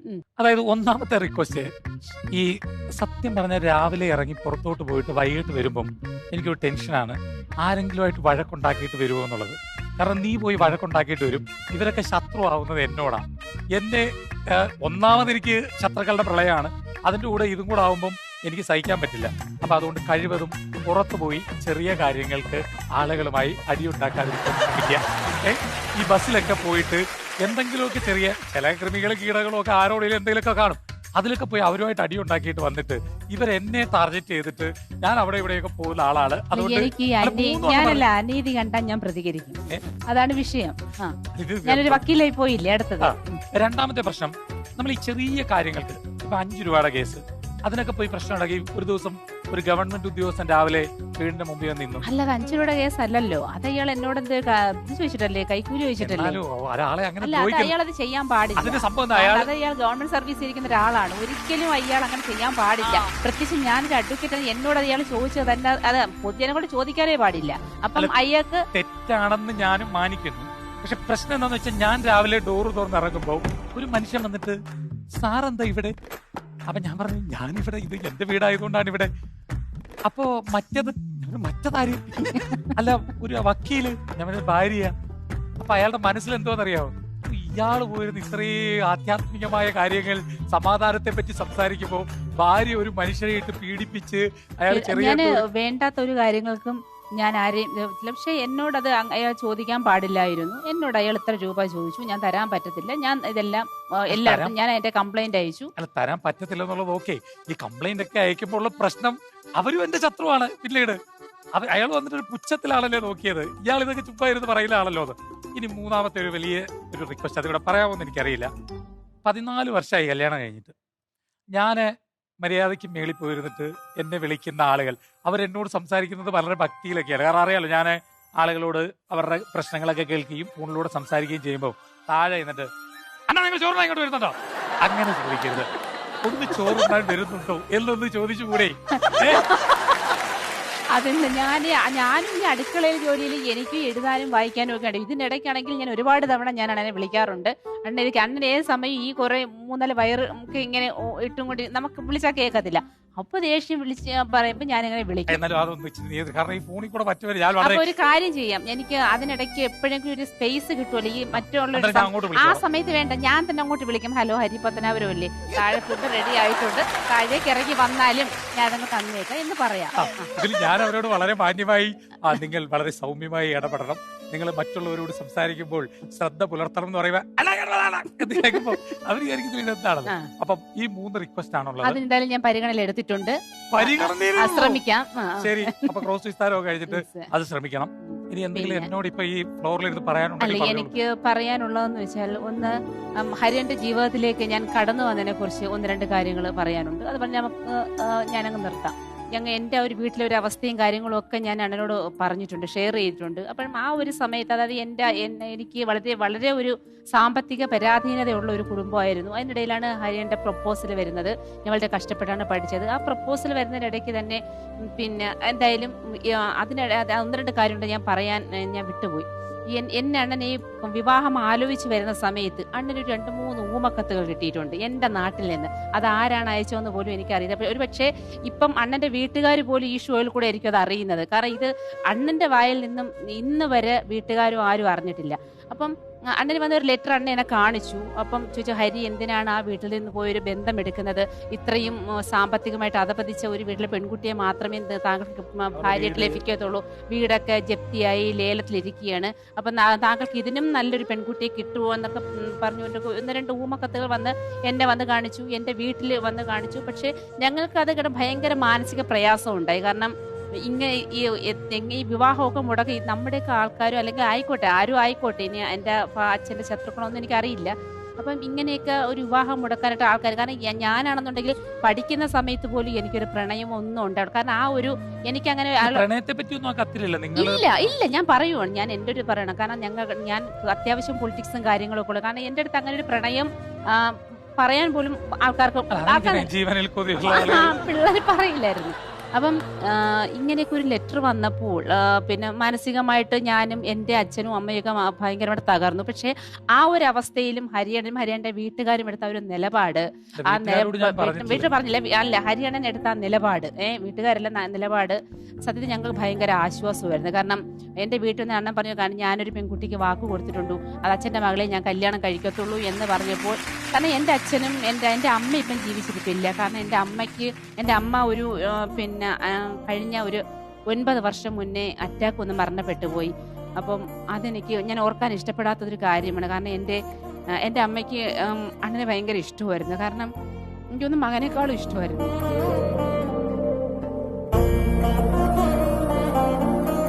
എൻ്റെ അമ്മയ്ക്ക് 53 വയസ്സേ ഉള്ളായിരുന്നു മരിക്കുമ്പോൾ.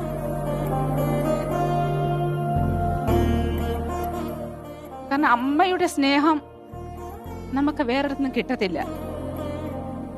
നമ്മളിനി എത്ര പ്രായമായാൽ പോലും പെറ്റമ്മ എന്ന് പറയുന്നത്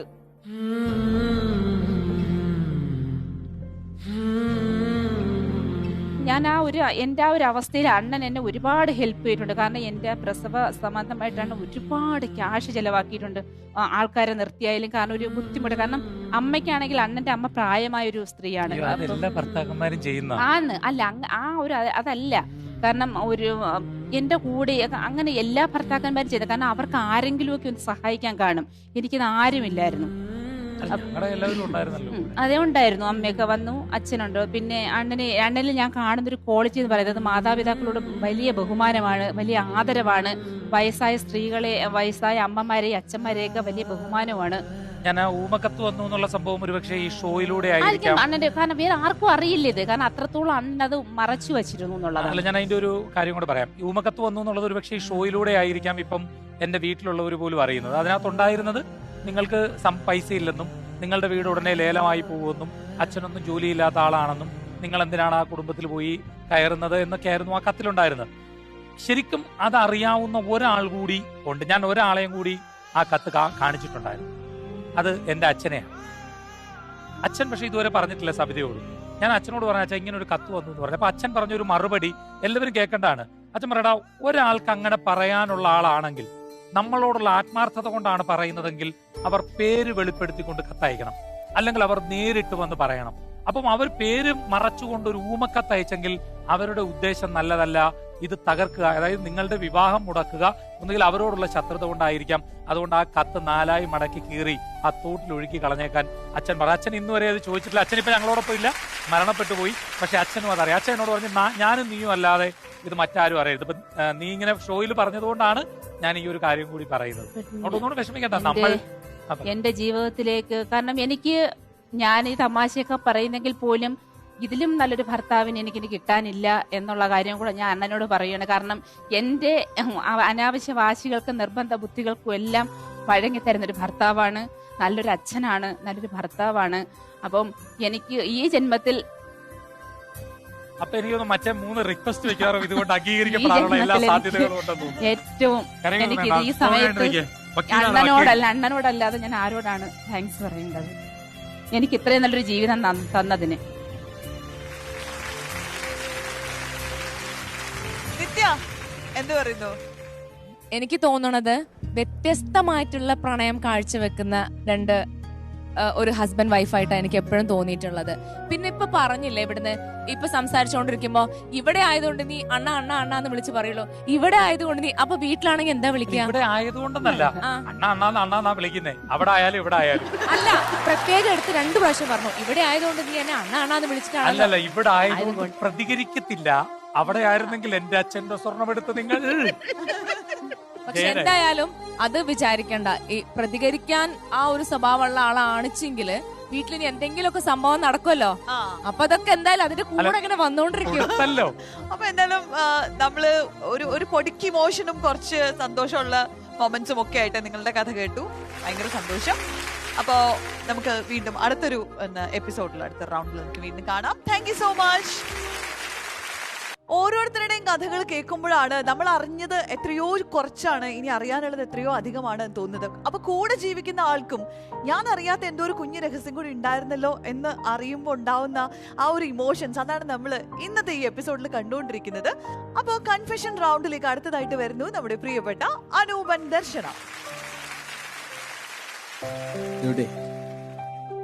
ഞാൻ ഈ ലോകത്ത് ഒരുപക്ഷെ വീട്ടുകാർ പറയുന്ന, അമ്മ പറയണ, ഗ്രാൻഡ് പേരൻസ് പറയണ, കസിൻസ് പറയുന്ന പോലെ സ്വന്തം ജാതിയിൽ സ്വന്തം മതത്തിൽപ്പെട്ട ഒരാളെ കല്യാണം കഴിച്ചിരുന്നുവെങ്കിൽ സംഭവിക്കത്തില്ലാത്ത ഒരു കാര്യം, അത് നിന്നെ കല്യാണം കഴിച്ചോണ്ട് മാത്രം സംഭവിച്ചൊരു കാര്യം. ഇത് എൻ്റെ ലൈഫിൽ മറക്കാൻ പറ്റാത്തതല്ല, എൻ്റെ നീ വന്നതിന് ശേഷം എൻ്റെ മരണം വരെ ഒരുപക്ഷെ. അതിന് പറയണമെങ്കിൽ ഇപ്പം എൻ്റെ ഈ 30ാമത്തെ വയസ്സ് നിൽക്കുമ്പം ഒരുപക്ഷെ എൻ്റെ 30 വയസ്സിൻ്റെയും എന്താ പറയണേ, നമ്മളൊരു വലിയ സ്ക്രിപ്റ്റ് എഴുതിയിട്ട് 10 മിനിറ്റ് കൊണ്ട് പോയിട്ടൊരു കഥ പറയില്ലേ, അതുപോലെ പറയേണ്ടത്. അങ്ങനെ പറയുകയാണെങ്കിൽ അച്ഛൻ്റെ കാര്യം പറയേണ്ടത്, അച്ഛൻ്റെ അമ്മ. എനിക്കൊരു ഓൾമോസ്റ്റ് ഒരു 1.5 വയസ്സ് 2 വയസ്സുള്ളപ്പോഴാണ് തോന്നുന്നു അവർ സെപ്പറേറ്റ് ആവാം. ആ സമയത്ത് എനിക്കതിനെപ്പറ്റി അറിയത്തില്ല. അച്ഛൻ്റെ ഒരു സ്പേസ് പോകുമ്പോൾ എനിക്കത് മിസ് ചെയ്തിട്ടില്ല, മിസ് ചെയ്ത കാര്യമില്ല. കാരണം ഞാൻ അങ്ങനെ കണ്ട ഓർമ്മയൊന്നും എനിക്കില്ല. പിന്നെ എനിക്ക് ഓർമ്മ വെച്ച് ഞാൻ എൻ്റെ 1ാം ക്ലാസ് 2ാം ക്ലാസ്സൊക്കെ ഓർമ്മ നോക്കുമ്പോൾ അച്ഛനെ കുറിച്ച് ഞാൻ കേൾക്കുന്നത് നെഗറ്റീവ് കാര്യങ്ങളാണ്. അമ്മയും അച്ഛനും ഒക്കെ, പിന്നെ കസിൻസും ഞാൻ വളരെ റെയറായിട്ട് 1-2 പേര്, പിന്നെ അത്യാവശ്യം ഞങ്ങളുടെ വീടറിയാവുന്ന കുറച്ച് നാട്ടുകാരൊക്കെ പറയണത് വളരെ നെഗറ്റീവായിട്ട് കാര്യങ്ങളാണ്. ഈ നെഗറ്റീവായിട്ടുള്ള കാര്യങ്ങൾ എന്നിലേക്ക്, എൻ്റെ മനസ്സിലേക്ക് കയറുമ്പോൾ അച്ഛനോടുള്ള ദേഷ്യവും വെറുപ്പും ചെറുപ്പം തൊട്ട് തന്നെ എനിക്ക് ഉണ്ടായിട്ടുണ്ട്. അങ്ങനെ ഒരുപക്ഷെ ഞാൻ ഏറ്റവും കൂടുതൽ വെറുത്ത ഒരാൾ എൻ്റെ അച്ഛനാണ്.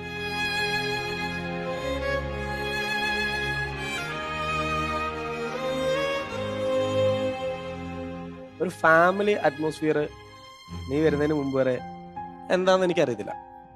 ചുരുക്കി പറഞ്ഞു കഴിഞ്ഞാൽ അങ്ങനെ ഒരു എന്താ പറയണേ, വീട്ടിലെ അറ്റ്മോസ്ഫിയർ കഴിഞ്ഞ് കഴിഞ്ഞാൽ എന്താ പറഞ്ഞ എനിക്ക് വേണ്ട ഒരു എന്താ പറയുക നേർവഴിയോ അല്ലെങ്കിൽ ഇങ്ങനെ ചെയ്യണം അങ്ങനെ ചെയ്യണം അത് പറയുന്നുണ്ട്.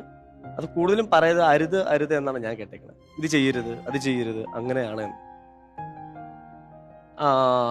അങ്ങനെ ലൈഫ് പോണു. അപ്പം ആ സമയത്ത് അച്ഛൻ മെന്റലി ഭയങ്കര ബുദ്ധിമുട്ടാന്ന് മാത്രമേ എനിക്കറിയത്തുള്ളൂ. അപ്പം ആ സമയത്ത് അതിൻ്റെ ഇതൊന്നും എനിക്കറിയില്ല, അതിനുള്ള പ്രായമൊന്നുമില്ല. അത് കഴിഞ്ഞ് കഴിയുമ്പോഴത്തേക്ക് വീട്ടിൽ ഞാൻ കുസൃതിയെ കാണിച്ച് കഴിയുമ്പോഴത്തേക്ക് പുറത്തുള്ളവരല്ല, വീട്ടിലുള്ളവരെന്നെ പറഞ്ഞിട്ടുണ്ട്,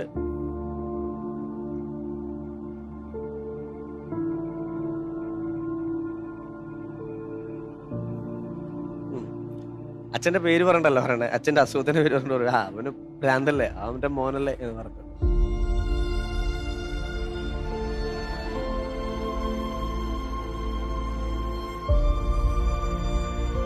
അപ്പൊ ഞാൻ ഓർത്തു ശരിയായിരിക്കാം, അങ്ങേർക്കുള്ള ഭ്രാന്തായിരിക്കാം എന്ന് ഞാൻ ഓർത്തിട്ടുണ്ട്. പക്ഷെ ഇത് കേട്ടോണ്ട് അമ്മ നിന്നിട്ടുണ്ട് കുറെ അധികം. എന്റെ മനസ്സത്രയൊന്ന് സമയത്ത് കേൾക്കുമ്പോൾ ഒന്നും വേദനിച്ചിട്ടില്ല, കാരണം എനിക്കതിനുള്ള പ്രായമുള്ളതായിരിക്കാം. പക്ഷെ ഇത് മനസ്സിൽ ഇത് പതിച്ചിട്ടുണ്ട്. എൻ്റെ ലൈഫ് ഞാൻ പറയാൻ വേണ്ടിയിട്ടോ അല്ലെങ്കിൽ അങ്ങനെ ഒന്നുമല്ല. ഈ ഷോ ഒരു പക്ഷേ നമ്മുടെ സേവ് ദ ഡേറ്റ്, നമ്മുടെ കല്യാണം ഒക്കെ ആയപ്പോൾ ഒരു പക്ഷേ അജു ദൈവം ഇനി മക്കളെ തരുവാണെങ്കിൽ അവർ അപ്പം നമ്മുടെ മക്കൾ അല്ലെങ്കിൽ അവരുടെ മക്കള് അവരോട് പറയാൻ ഞാനൊരിക്കലും അവരോട് പറയില്ല എൻ്റെ ലൈഫ് ഇങ്ങനെ ആയിരുന്നു, ഞാൻ ഇങ്ങനെയാണ് വന്നതെന്ന് ഞാൻ ഒരിക്കലും പറയില്ല. അപ്പോൾ അവരോട് പറയാൻ അവരെ കാണിക്കാൻ വേണ്ടി ഒരു പക്ഷേ ഇത് ആയിക്കോട്ടെ എന്ന് ഓർത്തിട്ടാണ് ഞാൻ പറഞ്ഞത്. ഞാൻ വേറെ കുറേ കാര്യമാണ് പ്ലാൻ ചെയ്തത്. ഞാൻ പറഞ്ഞില്ല, എനിക്ക് എല്ലാത്തിനോടും വെറുപ്പാണ്. എനിക്ക് ടിപ്പിക്കൽ മാതാപിതാക്കന്മാരുടെ അനുഗ്രഹം, ജാതി, മതം, പ്രാർത്ഥന എന്ന് പറയുന്നതൊക്കെ എനിക്ക് വെറുപ്പാണ്. കാരണം എൻ്റെ ലൈഫിൽ ഞാൻ കണ്ടേക്കുന്നത് ഇതെല്ലാം കപടമായിരുന്നു എന്നാണ് ഞാൻ കണ്ടത്. എൻ്റെ അനുഭവമാണ്. എൻ്റെ അനുഭവത്തെ ചോദ്യം ചെയ്യാൻ ഈ ലോകത്തോ ഒരാൾക്കും പറ്റില്ല. അതുകൊണ്ട് ഞാൻ അത്രയേറെ വെറുത്തിട്ടുണ്ടായി. എൻ്റെ സ്കൂൾ, കോളേജ് എല്ലാ ജീവിതവും കഴിയുമ്പോഴും ഞാൻ ഈ കുറ്റപ്പെടുത്തലും കാര്യങ്ങളൊക്കെ കേൾക്കുന്നുണ്ട്. അപ്പം ഞാൻ ശരിക്കും അച്ഛനെയും ആ വീടിനെയും ശമിച്ചിട്ടുണ്ട്.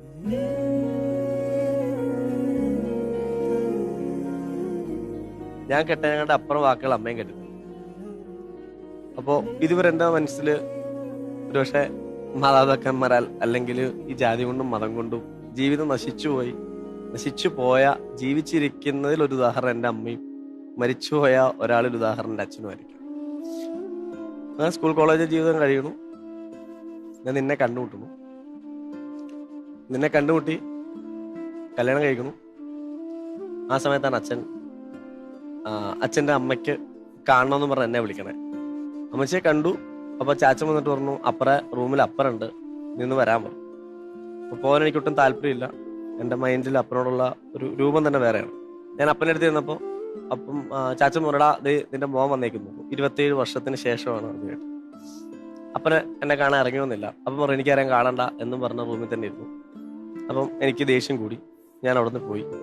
അമ്മച്ചും ചാച്ചന്മാരെ കണ്ട് ഞാൻ പോയി. പിന്നെ അതിന് ശേഷമാണ് കല്യാണം കഴിക്കണേ. അപ്പം നിന്നെ രജിസ്റ്റർ ചെയ്തു, ഇപ്പം റിസപ്ഷൻ ചെയ്യണമെന്ന് പറഞ്ഞു. ആ റിസപ്ഷന് വേണ്ടിയിട്ട് ചാച്ചന്മാരെ ഞാൻ വിളിച്ചു. ചാച്ചന്മാരും എല്ലാവരും വരണമെന്ന് പറഞ്ഞു. ചാച്ചന്മാരെന്നെ പറഞ്ഞു, നീ അപ്പനെ വിളിക്കാൻ പോകും. അപ്പം ഞാൻ പറയാൻ വിളിക്കൂല. ചാച്ചന്മാർ വരാൻ പറ്റുമെങ്കിൽ ചാച്ചന്മാർ വന്നാൽ മതി. അതുകൊണ്ട് ചാച്ചന്മാരും വന്നില്ല. അപ്പനെ വിളിക്കാത്തതുകൊണ്ട് അവരെ വിളിച്ചാൽ ചിലപ്പോൾ അപ്പം വരില്ലായിരിക്കും. അവരാരും വന്നില്ല. അതെല്ലാം കഴിഞ്ഞ് സായിച്ചാച്ചന് എന്നോട് ദേഷ്യമൊക്കെയായിരുന്നു വരാത്തോണ്ട്, ഞാൻ വിളിക്കാത്തോണ്ടൊക്കെ. അതിന് ശേഷം അപ്പോഴുള്ള വെറുപ്പ് പിന്നെ എനിക്ക് കൂടി, ദേഷ്യമായി. പിന്നെ നീയാണ് എന്നോട് പറയണേ അപ്പൻ എങ്ങനെ ആയിരുന്നു, അപ്പൻ എന്തായിരുന്നു. നീ പറയുമ്പോഴാണ് ഞാൻ അറിയണേ, നീ വഴി ചാച്ചന്മാർ പറയുമ്പോഴാണ് ഞാൻ അറിയണേ എൻ്റെ അപ്പൻ പഠിപ്പിൽ ടോപ്പിസ്റ്റ് ആയിരുന്നു, അപ്പം പഠിക്കാൻ ബുദ്ധിയായിരുന്നു ഞാൻ അറിയണം. ഞാൻ ഈ നിമിഷം വരെ ഞാൻ അമ്മയോട് ചോദിച്ചിട്ടില്ല എന്താണ് നിങ്ങൾ തമ്മിലുള്ള പ്രശ്നം. പക്ഷെ നീ ചോദിച്ചിട്ടുണ്ട്.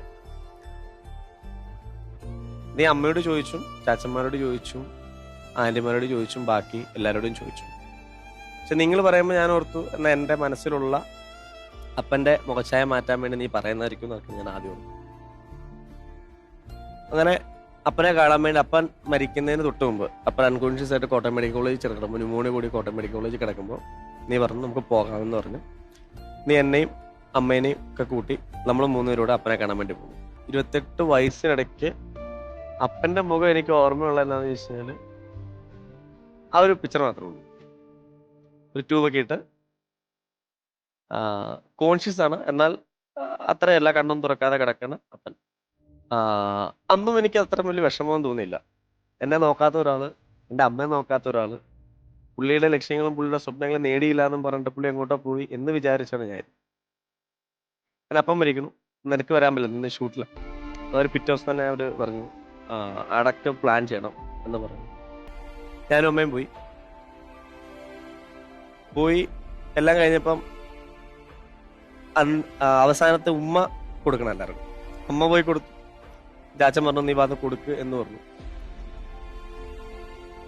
അങ്ങനെ ഞാൻ ഉമ്മ കൊടുക്കണ സമയത്തൊന്നും എനിക്ക് വലിയ ഒന്നുമില്ല. ഞാൻ കൊടുത്ത് എഴുന്നേക്കണ സമയത്ത് ഒരു നമുക്ക് എർത്ത് ഫീൽ ചെയ്യും. ആ സമയത്താണ് ഞാൻ അപ്പൻ്റെ മുഖത്ത് ശരിക്കും നോക്കുന്നത്, അല്ല ഇങ്ങനെ കണ്ണടച്ചിട്ടാണ് കൊടുക്കുന്നത്. എനിക്ക്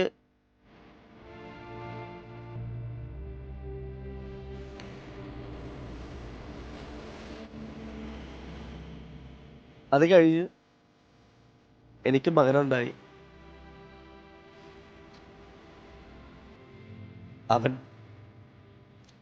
അവന്റെ ഓരോ മൂവ്മെന്റ് ഞാൻ കണ്ട്.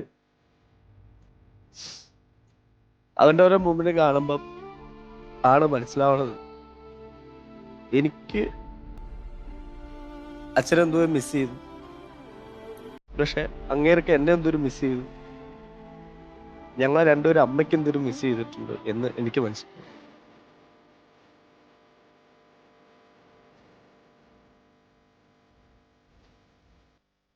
നെഗറ്റീവ് ഒരു മുഖമുള്ള അച്ഛൻ, എൻ്റെ മുമ്പിൽ ഒന്നുമില്ലാത്തൊരച്ഛൻ, എൻ്റെ മുമ്പിൽ വെറും സീറോ അച്ഛൻ. മുടവതി വീട്ടിൽ മുടവൂരിൽ MC ചാക്കോയുടെ മകൻ MC എൽദോസ് എൻ്റെ അപ്പനാന്ന് ഒരു കാലത്ത് പറയാൻ എനിക്ക് നാണമായിരുന്നു, എനിക്ക് അപമാനമായിരുന്നു. അത് മാറ്റിത്തന്നത് നീയാണ്. ഇന്ന് എൻ്റെ മനസ്സിൽ അപ്പനൊരു സ്ഥാനം, ഒരു ഹീറോ പരിവേഷം തന്നത് നീയാണ്.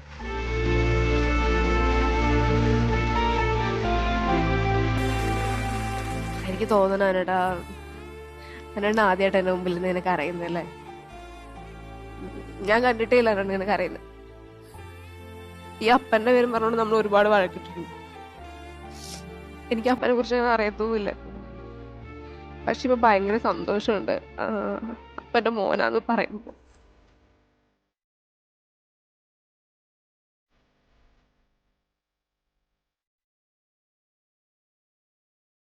അപ്പന്റെ പേരെടുത്ത് പറയുമ്പോ ഇത്രയും വർഷമായിട്ടാണ് അപ്പന്റെ പേര് എവിടെയും പറയില്ലായിരുന്നു. ഞാനും പക്ഷെ ഒട്ടും പ്രതീക്ഷിച്ചു. നമ്മൾ ഇങ്ങനെ സംസാരിക്കുന്നത് എനിക്ക് തോന്നുന്നു കുറവാണെന്നല്ലേ, ഇങ്ങനെ ഇരുന്ന് സംസാരിക്കുന്നത്. ഞാൻ എന്നോട് എപ്പോഴും എന്നോട് വഴക്കിടുന്നത് അതിന്. കുറച്ചു നേരം നന്നായി സംസാരിക്കും, കുറച്ച് കമ്മ്യൂണിക്കേറ്റ് ചെയ്യുക. അപ്പൊ നമ്മൾ തമ്മിലുള്ള ആ ഒരു അനുവേണ്ട അങ്ങനെ ഒന്നും പറയാറില്ല. അനുവേണ്ട വിഷമമൊക്കെ അനുവേണ്ട എപ്പോഴും ഇങ്ങനെ ഉള്ളിൽ വെച്ചുകൊണ്ട് നടക്കുക. ഞാൻ എല്ലാം പറയും, ചെറിയ കാര്യമൊക്കെ വന്ന് എന്നോട് പറയും, ചെറുതാണെങ്കിലും വന്ന് പറയും ഞാൻ. അപ്പൊ എനിക്ക് ഭയങ്കര ഇഷ്ടമായി ഇങ്ങനെ എല്ലാ കാര്യം പറയാം. ഞാൻ വളർന്ന സാഹചര്യം അങ്ങനെയാണ്. അച്ഛൻ, അമ്മ, ചേച്ചിമാര് എല്ലാവരുടെയും കൂടെ അങ്ങനെ വന്നിട്ട് എനിക്ക് തന്നെ പോയിരിക്കാൻ അറിയില്ല. അതുകൊണ്ട് തന്നെ എന്നോടത്ത് ഞാൻ എപ്പോഴും എല്ലാ കാര്യം തുറന്നു പറയണേ. അപ്പൊ കുറേ ദിവസമായിട്ട് എനിക്കിങ്ങനെ, കുറേ ദിവസമല്ല, ഒരു വർഷത്തോളമായി, 1.5 വർഷമായിട്ട് ഇങ്ങനെ എൻ്റെ മനസ്സിൽ പറഞ്ഞാൽ അത് എന്നോട് ഇങ്ങനെ എടുക്കുന്നൊന്നും എനിക്ക് അറിയില്ലായിരുന്നു. അനുവേണ്ട സ്വഭാവത്തിന് ചിലപ്പോൾ എന്നോട് ദേഷ്യപ്പെടും. ഞാനും ഷൂട്ടിന്റെ ഇടയ്ക്ക് എനിക്കന്ന് 4 മാസമായിരുന്നു ഞാൻ പ്രഗ്നന്റ് ആയിട്ട്. അപ്പം അതിനിടയ്ക്ക് ഞാൻ എന്നോട് പറഞ്ഞില്ലായിരുന്നു ഇങ്ങനെ വണ്ടി, ഒരു മഴയുടെ സമയത്ത് വണ്ടി ഇങ്ങനെ ചാടിയിട്ട് എനിക്കന്ന് ഞാൻ വണ്ടിയിലിരിക്കുമ്പം വണ്ടി ഇടിച്ചു. അപ്പം എനിക്ക് ചെറിയൊരു വേദന ഉണ്ടായിരുന്നു എന്നൊക്കെ പറഞ്ഞില്ലായിരുന്നു. കുഴപ്പമൊന്നുമില്ല, ബ്ലീഡിംഗ് ഒന്നും ആയില്ല, പ്രശ്നമൊന്നും ഉണ്ടായിരുന്നില്ല എന്ന് പറഞ്ഞു. അത് കഴിഞ്ഞാണ് എൻ്റെ കൂടെ അഭിനയിക്കുന്ന ചേച്ചിക്ക് ഒരു വ്ളോഗ് ചെയ്യണമെന്ന് പറഞ്ഞ് അനുവേട്ടൻ ബോണക്കാട് പോവാന്ന് പറഞ്ഞപ്പോൾ അനുവേട്ടൻ പറഞ്ഞു പോകണ്ട, ആ റോഡ് ഭയങ്കര മോശമാണ്, അതേവിടെ നീ പോകണ്ട, പിന്നെ എപ്പോഴെങ്കിലും ചെയ്യാം, നമുക്ക് അജു ഒക്കെ വന്നിട്ട് നമുക്ക് എപ്പോഴെങ്കിലും ചെയ്യാന്ന് പറഞ്ഞു. അപ്പൊ എനിക്കത് അന്ന് എന്താണെന്ന് അറിയില്ല, ഞാൻ അന്നത്തെ ആ സമയത്ത് ഞാൻ എടുത്ത തീരുമാനം എന്ന് തോന്നുന്നു. അന്ന് ഞാൻ പോണം എന്ന് തന്നെ എൻ്റെ മനസ്സിൽ പറഞ്ഞു. അവരും എൻ്റെ അടുത്ത് പറഞ്ഞായിരുന്നു അവിടെ തന്നെ പോയി ചെയ്യാം. അപ്പൊ ഞാൻ ചോദിച്ചു, അനുവേട്ടൻ അറിഞ്ഞാൽ പോകണ്ടെന്ന് പറഞ്ഞതാണ്. അപ്പൊ ഒന്നാമത് എനിക്കിങ്ങനെ എന്തോ ചെറിയ പ്രോബ്ലം ഉണ്ടെന്ന് തോന്നുന്നു, ഇങ്ങനത്തെ പ്രശ്നം കഴിഞ്ഞിരിക്കുക ചേച്ചി, ഞാൻ സ്കാനിങ് കഴിഞ്ഞാൽ എന്താണ് അറിയാൻ പറ്റുള്ളൂ എന്നൊക്കെ പറഞ്ഞു. അപ്പൊ ചേച്ചി അന്ന് കുഴപ്പമില്ല നമുക്ക് പോയിട്ട് വരാമെന്നും പറഞ്ഞു. അപ്പൊ ഞാൻ അന്ന് എന്നോട് പൊന്മുടി പോവാന്നാ പറഞ്ഞിട്ടുണ്ടായിരുന്നെ. അപ്പൊ എന്നോട് എന്തായാലും പോയിട്ട് വാ, പൊന്മുടി ആകുമ്പം റോഡ് വലിയ കുഴപ്പമില്ല, നീ ഇപ്പോ സേഫ് ആയിട്ട് വാന്ന് പറഞ്ഞു. പക്ഷെ അന്ന് ഞങ്ങൾ പോയത് ബോണക്കാട് തന്നെയാണ്. അവിടുത്തെ റോഡ് അത്യാവശ്യം മോശമായിരുന്നു. ഈ കോംപ്ലിക്കേഷൻസ് വെച്ചിട്ടാണ് ഞാൻ അന്ന് അവിടെ പോയത്. അവിടെ പോയി വന്ന് കുറച്ച് കഴിഞ്ഞപ്പോഴത്തേക്കും എനിക്ക് ബ്ലീഡിങ് ആയി. സ്കാനിങ്ങിന് പോയി. അപ്പൊ പറഞ്ഞവര് അച്ഛനെ കിട്ടില്ല എന്ന് പറഞ്ഞു.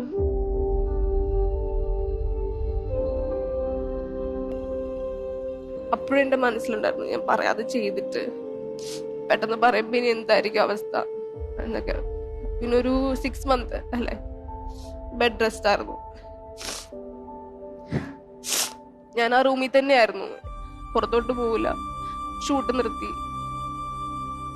എനിക്ക് ബാത്റൂം പോകണമെങ്കിലും ഒരാൾ ഹെൽപ്പ് ചെയ്യണം.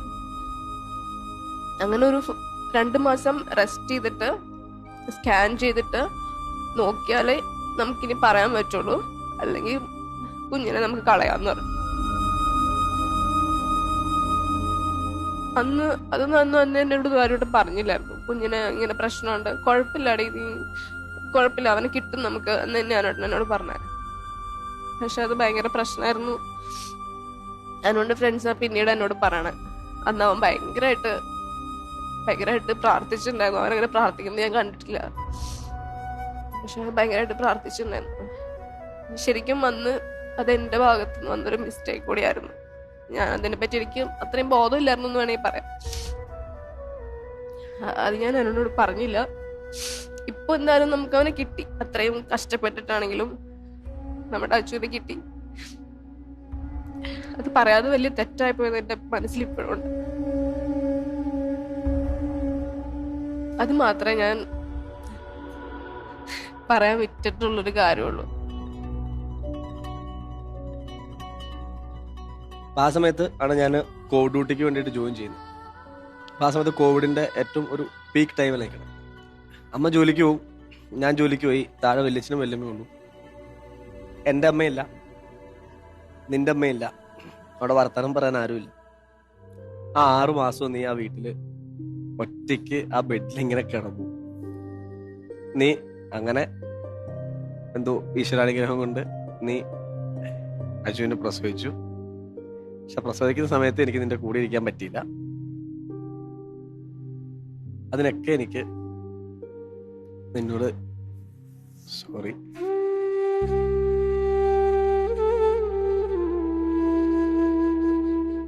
പിന്നെ ദൈവം നിന്റെ കൂടെ എൻ്റെ കൂടെ ഉണ്ടായിരുന്നു. ദൈവം നമുക്കൊരു മോനെ തന്നു. ഇപ്പോ ഭയങ്കര ഹാപ്പിയാണ്. ഒരു ഫാമിലി എന്താന്ന് എനിക്ക് മനസ്സിലാക്കിയത് നമ്മ, ഒരു അറ്റാച്ച്മെന്റ് എനിക്ക് എന്തെന്ന് മനസ്സിലാക്കിയത് നീയാണ്. അതിന് താങ്ക് യു. പിന്നെ നീ എനിക്കൊരു ഗിഫ്റ്റ് തന്നിരുന്നു ബർത്ത്ഡേക്ക്, ഒരു വെഡിങ് റിങ് തന്നിരുന്നു. അത് ഞാൻ കൊണ്ട് കളഞ്ഞിരുന്നു. ഓൾമോസ്റ്റ് കളഞ്ഞിട്ട് 2 കൊല്ലമായി. അത് നിന്റെ പേരിൽ നീ എനിക്ക് തന്നതാണ്. അത് ഞാൻ കളയാൻ പാടില്ലായിരുന്നു. എനിക്കറിയാം മരുവണ്ണ ഭയങ്കര മറവിയുള്ള ആളാന്ന് എനിക്ക് നന്നായിട്ട് അറിയാം. ഓരോ സെക്കൻഡും മറന്നു പോകുന്നതാന്ന് എനിക്കറിയാം. നമ്മളന്ന് പറഞ്ഞു തീർത്ത കാര്യമല്ലേ, അറിയില്ല. ഞാനന്ന് ഡെലിവറി കഴിഞ്ഞ് കിടക്കുവാന്ന് പറഞ്ഞില്ലായിരുന്നോ? അന്ന് എനിക്കൊന്നും അറിയത്തില്ല സത്യം പറഞ്ഞാൽ, എന്താ ചെയ്യണ്ടേ പ്രസവിച്ച് കഴിഞ്ഞിട്ട്. കിച്ചമ്മയ്ക്കും ഒന്നാമത് അറിയില്ല, കാര്യം കിച്ചമ്മ അതിനെപ്പറ്റി ഒന്നും ആലോചിച്ചിട്ടില്ലാത്ത ആളാ. അപ്പം ആ ഒരു മൊമെന്റിലൊക്കെ ഞാൻ ശരിക്കും എൻ്റെ അമ്മേനെ വല്ലാതെ മിസ് ചെയ്തു. അമ്മയില്ലാതെ ഞാൻ ഒന്നും ചെയ്തിട്ടില്ല ഇതുവരെ. അനുവിൻ്റെ കൂടെ വരുന്നതിന് തൊട്ട് മുമ്പ് വരെ അമ്മ എവിടെ പോയാലും ഉണ്ടാവും. അമ്മ ഒരു ഡ്രസ്സ് എടുത്തിട്ടുണ്ടെങ്കിലും അമ്മയുണ്ടാവും. അപ്പം എനിക്ക് വന്ന് വലിയ ധൈര്യം ഉണ്ടായിട്ടൊന്നുമല്ല, ജീവിക്കാമെന്ന് വിചാരിച്ചിട്ട് തന്നെ വന്നേ. അപ്പം ഡെലിവറി കഴിഞ്ഞ സമയത്ത് അമ്മ ഉണ്ടായില്ല. അന്ന് എനിക്ക് അമ്മയെ കാണുന്ന ഭയങ്കര ആഗ്രഹം ഉണ്ടായിരുന്നു. അമ്മ ഉണ്ടാക്കി കറി കഴിക്കണമെന്ന് നമുക്കന്ന് കൊതി വരുമല്ലോ. അതൊന്നും ഞാൻ പറഞ്ഞിട്ടില്ല അവരോട്.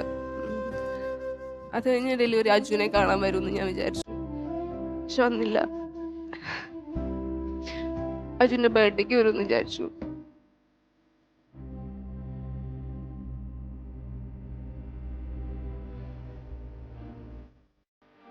ഓരോ സെക്കൻഡിൽ ഞാൻ അവരെ ഭയങ്കരമായിട്ട് മിസ് ചെയ്തിരുന്നു. ഇപ്പോഴും ഒരുപക്ഷെ ആരോടും ഇതൊക്കെ മറന്ന് ഒരു സോറി.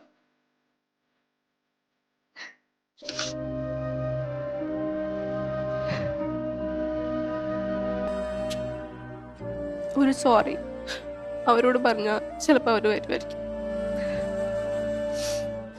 ഇപ്പൊ ഞാൻ എന്തിനു താങ്ക്സ് പറഞ്ഞാലും അത്രയും വരില്ല. അത് അതിനെ കൊണ്ട് മാത്രമേ ചെയ്യാൻ പറ്റൂ. എനിക്ക് വേണ്ടി എന്തെങ്കിലും ചെയ്യണമെന്ന് ആഗ്രഹം ഉണ്ടെങ്കിൽ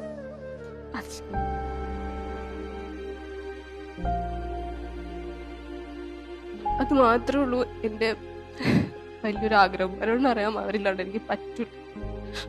3 വർഷം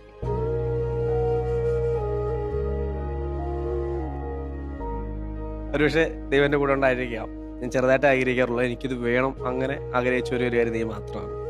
അതെനിക്ക് തന്നു. അതുകൊണ്ട് നിന്റെ ഹാപ്പിനെസ് ആണ് തന്നെയാണ് എനിക്ക് വലുത്. കാരണം നീ ഹാപ്പി ആയിട്ടിരുന്നാലാണ് എൻ്റെ വീട് ഹാപ്പി ആയിട്ടിരിക്കുന്നു, എൻ്റെ മോൻ ഹാപ്പി ആയിട്ടിരിക്കുന്നു, നിങ്ങളെല്ലാവരും ഹാപ്പി ആയിട്ടിരുന്നാലാണ് എനിക്ക് ഹാപ്പി ആയിട്ടിരിക്കാൻ പറ്റുള്ളൂ.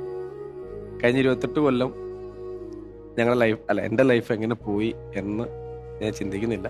ഇനി അങ്ങോട്ട് നിൻ്റെ ഒപ്പം, 2 വീട്ടുകാരുടെ ഒപ്പം, അജുവിൻ്റെ ഒപ്പം, ദൈവം മറ്റു മക്കളെ തരുവാണ് അവരുടെ ഒപ്പം നല്ല രീതിയിൽ ജീവിക്കാൻ പറ്റണമെന്ന് പ്രാർത്ഥിക്കുന്നു.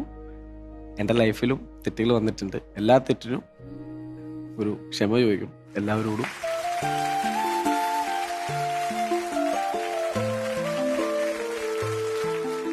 അതുകൊണ്ട് നിന്നെ ഹാപ്പിയാക്കാൻ ഗിഫ്റ്റ് എന്ന് പറയാൻ പറ്റില്ല. നിന്റെ പേര് നീ എനിക്ക് എഴുതി തന്നത് കളഞ്ഞത് കൊണ്ട് അതിന് പകരമായിട്ട് ഞാൻ നിനക്ക് ഇപ്പം ഒരു സ്ഥാനം തരാം. എന്തായിരിക്കും? അന്ന് ബാത്റൂമിൽ കളഞ്ഞ മോതിരം.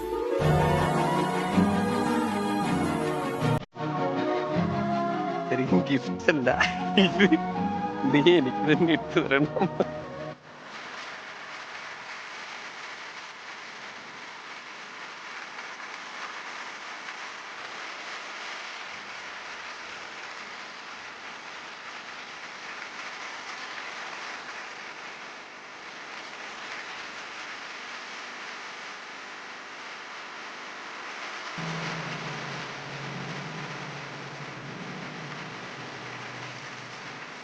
വായോ ഫ്രണ്ടിലോട്ട് വായോ. ജോൺ ചേട്ടാ, അനുപേ, ഇപ്പൊ നമ്മളൊരു പ്രോഗ്രാം കഴിഞ്ഞാൽ നന്നായിരുന്നു എന്നൊക്കെ പറയാൻ പറ്റും. ഇത് നമ്മളെന്താ പറയേണ്ടത്, ഒരു എന്തൊക്കെ പറഞ്ഞാലും നമ്മുടെ മാതാപിതാക്കള്, ഞാൻ ഏറ്റവും കൂടുതൽ ജീവിതത്തിൽ കരഞ്ഞിട്ടുണ്ടെങ്കിൽ എൻ്റെ അപ്പനും അമ്മയ്ക്കും വേണ്ടി. എന്ന് വെച്ചാൽ എനിക്ക് അപ്പൻ്റെ 52ാമത്തെ വയസ്സിലുണ്ടായ മകനാണ് ഞാൻ. അതുകൊണ്ട് തന്നെ അവർ നേരത്തെ 22 വയസ്സുള്ളപ്പോൾ അപ്പം മരിച്ചു, 30 വയസ്സായപ്പോൾ അമ്മ മരിച്ചു. പറഞ്ഞാൽ അത്രയ്ക്ക് നമുക്കൊന്നും ചെയ്യാൻ പറ്റിയിട്ടില്ല അവർക്ക് വേണ്ടി. കാരണം നമ്മളൊക്കെ പച്ച പിടിച്ച് വന്നപ്പോഴേക്കും അവർ പോയി. അപ്പോൾ ഈ അച്ചാച്ചൻ നോക്കിയിട്ടില്ല വന്നിട്ടില്ല എന്നൊക്കെ പറഞ്ഞില്ലേ, ദശരഥൻ സിനിമയില് ലാലേട്ടൻ ലാസ്റ്റ് സുകുമാരചേച്ചിയോട് ചോദിക്കുന്നുണ്ട്, എൻ്റെ അമ്മയും ഇങ്ങനെ ആയിരുന്നോ എന്ന് ചോദിക്കുന്നുണ്ട്. അപ്പൊ സുകുമാരചേച്ചി പറയാം, അതേപോലെ ഇങ്ങനെ ആയിരുന്നു, ഇതിലും വിഷമിച്ചിട്ടുണ്ടാവും എന്ന് പറയുന്നുണ്ട്. അപ്പം എല്ലാവർക്കും മക്കളെന്ന് പറയുമ്പോൾ ഒരു ഇതുണ്ട്. അപ്പോൾ അപ്പൻ ഞാൻ പറയാം, എൻ്റെ അപ്പൻ എൻ്റെ ഹീറോയാണ്. അപ്പന് അത്യാവശ്യം ഈ പറഞ്ഞ വെച്ച സ്മോളൊക്കെ അടിക്കും, ഇതൊക്കെ ഉണ്ട്. എന്നാൽ പിന്നെ എൻ്റെ അപ്പൻ എൻ്റെ ഹീറോ, എൻ്റെ അമ്മ എൻ്റെ ഹീറോ എന്ന് പറഞ്ഞാൽ നമ്മുടെ റോൾ മോഡൽസാണ്. അത് എനിക്ക് തോന്നുന്നു നമ്മുടെ ആ സമയത്തെ കിട്ടിയിട്ടില്ലാത്ത സ്നേഹത്തിൽ നിന്നോ അല്ലെങ്കിൽ ആ സാഹചര്യത്തിൽ നിന്നോ അനൂപിന് അല്പം തോന്നി. ഇനി അതിൻ്റെ എല്ലാം പ്രായശ്ചിത്തം ചെയ്യണം. ഇനി ജീവിച്ചിരിക്കുന്ന അപ്പൻ്റെ റിലേറ്റീവ്സിനോടും നമ്മുടെ റിലേറ്റീവ്സിനോടും ദർശനയുടെ റിലേറ്റീവ്സിനോടും എല്ലാം സ്നേഹം കൊടുത്ത് അത് കംപ്ലീറ്റ് ചാച്ചനുള്ള സ്നേഹമാക്കി മാറ്റണം. അപ്പൊ ചാച്ചൻ മോളിൽ നിന്ന് സന്തോഷിക്കും, സ്നേഹിച്ചു തീർക്കണം. All the best. നിത്യ, ദർശനയുടെ അമ്മ ഇത് കേൾക്കുകയാണെച്ചെങ്കിൽ തീർച്ചയായിട്ടും ഒരു മനമാറ്റം ഉണ്ടാവും. കാരണം എനിക്കും ഒരു പെൺകുട്ടി ഉണ്ട്. ഇപ്പൊ ദർശന പറഞ്ഞില്ലേ, ദർശനയ്ക്ക് പ്രസവിച്ച സമയത്ത് അമ്മ ഉണ്ടാക്കിയ ഭക്ഷണം കഴിക്കാൻ തോന്നിയെന്നൊക്കെ. അത് ഏത് പെൺകുട്ടി ആഗ്രഹിക്കുന്ന തന്നെയാ. അപ്പം എനിക്കറിയാം എൻ്റെ അമ്മേന്റെ വാല്യൂ എന്താന്നുള്ളത്. കാരണം ആദ്യം എനിക്ക് അറിയില്ലായിരുന്നു. അമ്മ ഒരു കറി ഉണ്ടാക്കി വെക്കുന്ന സമയത്ത് ഞാൻ വന്നിട്ട് ഞാനത് എനിക്ക് വേണ്ട, ഇത് തന്നെയാണോ ഒന്നും ഉണ്ടാക്കി അങ്ങനെയൊക്കെ ചോദിക്കുമായിരുന്നു. അന്ന് അമ്മയാണ് എല്ലാ വീട്ടിലെ പണിയും എടുക്കുക. ഇന്ന് എൻ്റെ വീട്ടിൽ എനിക്ക് മെയ്ഡുണ്ട്, എന്നാലും ഞാൻ ഒരു കറി ഉണ്ടാക്കിയിട്ട് എൻ്റെ മോൾ അങ്ങനെ പറയുമ്പോൾ എനിക്ക് എത്ര വേദനിക്കുന്നുണ്ടെന്ന് അറിയോ. അപ്പൊ എൻ്റെ അമ്മ എത്ര വേദനിച്ചു എന്ന് ഞാൻ അറിഞ്ഞത് ഞാനൊരു അമ്മയായപ്പോഴാണ്. അപ്പം താങ്കൾ പറഞ്ഞില്ലേ, മകനായപ്പോഴാണ് അച്ഛന്റെ വാല്യൂ മനസ്സിലായത് എന്നുള്ളത്. അതേപോലെ അമ്മയാവുമ്പോഴാണ് അമ്മയുടെ വാല്യൂ മനസ്സിലായത്. അപ്പൊ അതേപോലെ ദർശനയുടെ അമ്മ അത് കാണുന്നുണ്ടെങ്കിൽ ഇപ്പൊ എനിക്ക് ഒരു പെൺകുട്ടി, ഞാൻ ദർശന പറയുന്ന സമയത്ത് എനിക്ക് എൻ്റെ മോള് സംസാരിച്ച പോലെയാ തോന്നിയത്. അവളാണ് ഇങ്ങനെ സംസാരിക്കുന്നെങ്കിൽ എനിക്കൊന്നും അങ്ങനെ പറ്റില്ല കേട്ടോ, ഞാൻ വിളിക്കും. അപ്പൊ അതേപോലെ ദർശനയുടെ അമ്മ എന്തായാലും, ഞങ്ങളിവിടെ എത്രയും ആൾക്കാരുടെ പ്രാർത്ഥന അല്ലേ, അവരെന്തായാലും വരും. അപ്പൊ താങ്ക് യു സോ മച്ച് ഇവിടെ വന്നിട്ട് നിങ്ങളുടെ ഹൃദയം തുറന്നതിന്. ഭയങ്കര സന്തോഷം. അല്ല, പോവാൻ പറ്റില്ല. ഇത് പുള്ളി മാത്രല്ല ഗിഫ്റ്റ് ഒന്നുമില്ല, ഞാൻ ഗിഫ്റ്റ് കൊടുക്കണ്ടേ? ഗിഫ്റ്റ് കൊണ്ടുവന്നിട്ടുണ്ടോ? പിന്നെ ഓക്കെ, എന്നെടുത്തോ. ഗിഫ്റ്റ് ഇവിടെയല്ല, പിന്നെ ഒരു കുഞ്ഞു ഗിഫ്റ്റ്. പുള്ളി ഭയങ്കര വണ്ടിപ്രാന്തന. വണ്ടി എന്ന് പറഞ്ഞാൽ പുള്ളി എന്റെ മോനുണ്ടല്ലോ, പുള്ളി തന്നെ ഓൺലൈനിൽ കുറെ സാധനങ്ങൾ മേടിച്ചു കൊടുക്കും, കുഞ്ഞി കാറൊക്കെ. എന്നിട്ട് പുള്ളി അത് കൊടുക്കൂല. അത് വന്നു കഴിയുമ്പോ പുള്ളി എന്റെ ഭംഗി കാണുമ്പോ അയ്യോ ഇത് വേണ്ട, ഇത് നമുക്ക് എടുത്തു വെക്കാൻ പറഞ്ഞു പുള്ളി തന്നെ എടുത്തു വെക്കാം. അപ്പൊ ഞാൻ ചോദിക്കാം, അവന് കളിക്കാൻ മേടിച്ചല്ലേ, പിന്നെ എന്തെങ്കിലും മേടിച്ചാൽ അല്ലടി ഇത് വേണ്ട, നമുക്ക് വേറെ മേടിച്ചു കൊടുക്കാം. അതുപോലെ എല്ലാ വണ്ടി ഇങ്ങനെ സൂക്ഷിച്ചു വെക്കും. അപ്പൊ ഞാനൊരു കുഞ്ഞു ഗിഫ്റ്റ് പുള്ളിക്ക് കൊടുക്കാന്ന് വിചാരിച്ചു. അപ്പൊ അത് ഇവിടെ വെച്ചല്ല, പുറത്ത് വെച്ച് കൊടുക്കാം. പുറത്തോട്ട് പോയാലോ നമുക്കിന്ന്? പോവാം.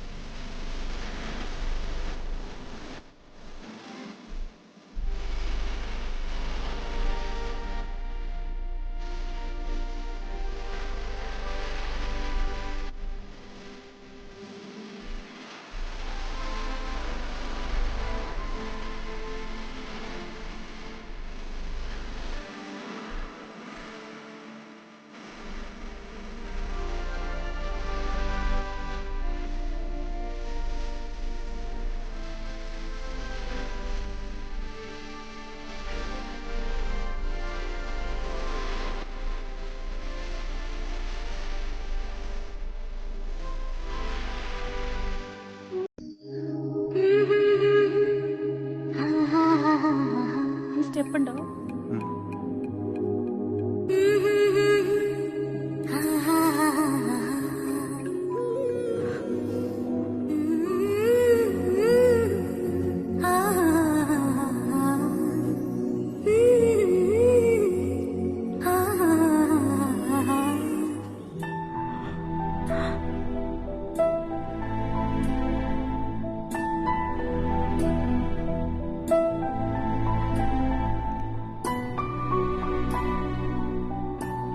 ഇപ്പോൾ നമ്മൾ കല്യാണം കഴിച്ചിട്ടൊരു 5 വർഷം കഴിഞ്ഞല്ലേ? കഴിഞ്ഞു. കല്യാണം കഴിയുന്നതിന് ഒരു കൊല്ലം മുമ്പൊക്കെ നമുക്കറിയായിരുന്നു അല്ലേ? ഒരു കൊല്ലം മുമ്പൊക്കെ. ആ സമയത്ത് ഞാൻ കുറെ നിന്റെ ഓരോ കാര്യങ്ങളും പ്രശംസിച്ചിരുന്നു. നിന്റെ പ്രസൻസ് എനിക്ക് എത്രത്തോളം വാല്യുബിൾ ആണെന്ന് ഞാൻ പറയാറുണ്ടായിരുന്നു. ഏത് സമയത്തായാലും വിളിച്ച് കിട്ടിയില്ലെങ്കിലുള്ള വിഷമം പറയാറുണ്ടായിരുന്നു. പക്ഷെ യഥാർത്ഥത്തിൽ ആ ഒരു 1 year ജേർണി വാസോ അല്ലേ, ഭയങ്കര ഒരു ഭംഗിയായിരുന്നു. അതിനൊരു വല്ലാത്തൊരു ഭംഗിയുണ്ടായിരുന്നു. ഒരു ദിവസം പോലും എത്രയോ മണിക്കൂറുകളുള്ള സംസാരവും, അന്ന് സംസാരിക്കാൻ ഇഷ്ടംപോലെ സബ്ജക്റ്റ് ഉണ്ടായിരുന്നു. എന്തൊക്കെയോ സംസാരിക്കുമായിരുന്നു. ലോകത്തിന് കീഴിലുള്ള എല്ലാത്തിനെയും പറ്റിയും സംസാരിക്കുമായിരുന്നു.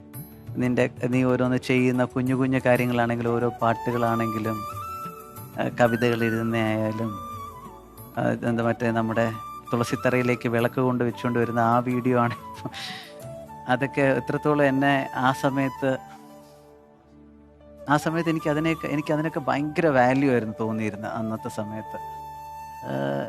നമ്മൾ കല്യാണം കഴിഞ്ഞ് മുമ്പോട്ട് പോയപ്പോഴത്തേക്ക് കാര്യം നീ കൂടെ ഉണ്ടെന്നുള്ള ഒരു കൂടെയുണ്ട്, ഇനി നീ എവിടത്തും പോകത്തില്ല, ആ ഒരു വിശ്വാസം, എവിടെയോ കുറച്ച് അഹങ്കാരമൊക്കെ, അങ്ങോട്ടും ഇങ്ങോട്ടും കുഞ്ഞു കുഞ്ഞു കാര്യങ്ങൾക്ക് നമ്മൾ അത്രത്തോളം പ്രശംസിക്കാൻ നിൽക്കാറില്ല, അല്ലെങ്കിൽ കൂടുതൽ വഴക്ക് പറയാൻ തുടങ്ങിക്കാണാൻ സ്വാതന്ത്ര്യമുള്ളതിൻ്റെ. അതെങ്ങനത്തെ സ്വാതന്ത്ര്യമാണെന്ന് അറിഞ്ഞുകൂടാ. ഇപ്പോൾ റൈറ്റ്സ് കാണിക്കാനുള്ള അധികാരത്തിൻ്റെ സ്വാതന്ത്ര്യമാണോ, ഇഷ്ടത്തിൻ്റെ സ്വാതന്ത്ര്യമാണോ, രണ്ടും കൂടെ ഇടകലർന്നതാണ്. പക്ഷെ അത് കണ്ണ് തോന്നുക, അത് കണ്ണ് മാത്രമേ മാറിയിട്ടുള്ളൂ. അത് റെസ്പോൺസിബിലിറ്റി ആവുമ്പം എല്ലാവരും അങ്ങനെ ആയിപ്പോകുമെന്ന് എനിക്കറിയാം. ഞാനും അച്ഛനും, അമ്മ മരിച്ചതിന് ശേഷം ഞാനും അച്ഛനും ബ്രദറും ഒക്കെ താമസിച്ചിട്ടുണ്ടായിരുന്നു. ഒരു വീടുന്നത് പറയാൻ പറ്റാത്ത ലെവലിലായിപ്പോയി. ഒരു കെട്ടിടത്തിൽ, ഒരു 3-4-5 മുറിയുള്ളൊരു കെട്ടിടത്തിൽ നമ്മൾ താമസിക്കും. ഹോട്ടലിൽ നിന്നായിരിക്കും ആഹാരം.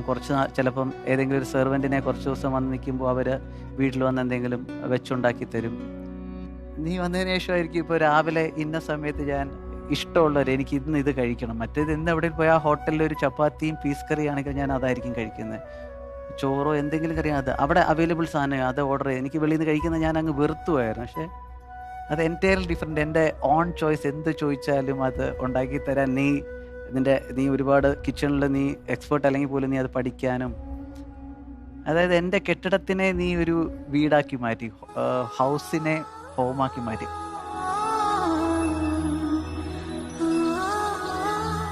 ഇതെല്ലാം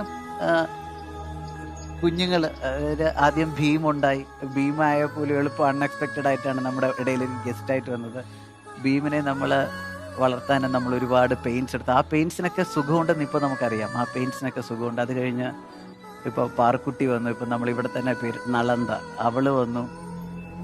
അപ്പോൾ ഇതെല്ലാം ശരിക്കും ഒരു ഭയങ്കര ടോട്ടാലിറ്റി. പക്ഷേ ഈ ടോട്ടാലിറ്റി നിൽക്കുമ്പോൾ എനിക്ക് എപ്പോഴും ഒരു പേടിയുണ്ട്. കാര്യം ഞാൻ ഇങ്ങനെ ഒരു ടോട്ടാലിറ്റിയിൽ നിന്ന് എളുപ്പം പൊട്ടിത്തെറിച്ച് നമ്മൾ ഇതായിപ്പോയതാണ്, പീസസ് ആയി പോയതാണ്. അപ്പോൾ എനിക്ക് ടോട്ടാലിറ്റി എനിക്ക് എപ്പോഴും പേടി. കാര്യം ഞാൻ ഒരുപാട് ഇഷ്ടപ്പെടുന്ന എന്തും എൻ്റെ കയ്യിൽ നിന്ന് എളുപ്പം പോകാറുണ്ട്. അതുകൊണ്ട് എനിക്ക് ഇഷ്ടപ്പെടാൻ പോലും പേടിക്കുന്ന ഒരു അവസ്ഥയിലൊക്കെ ഞാൻ ജീവിതത്തിൽ ഇപ്പോൾ പോലും അതെനിക്കൊരു കൈൻഡ് ഓഫ് ഫിയർ എൻ്റെ മനസ്സിലുണ്ട്. ഒരുപാട് ഒരു കാര്യം ഇഷ്ടപ്പെടരുത്, അത് എൻ്റെ കയ്യിൽ നിന്ന് പോകുമെന്ന്. അതുകൊണ്ട് ഞാൻ കഴിയുന്നത് ചിലപ്പം നിന്നെ ഇഷ്ടപ്പെടാതിരിക്കാൻ പോലും ഞാൻ പ്രിറ്റൻഡ് ചെയ്യും. ആരും അതൊക്കെ അറിയണ്ട, ദൈവം പോലും അത്.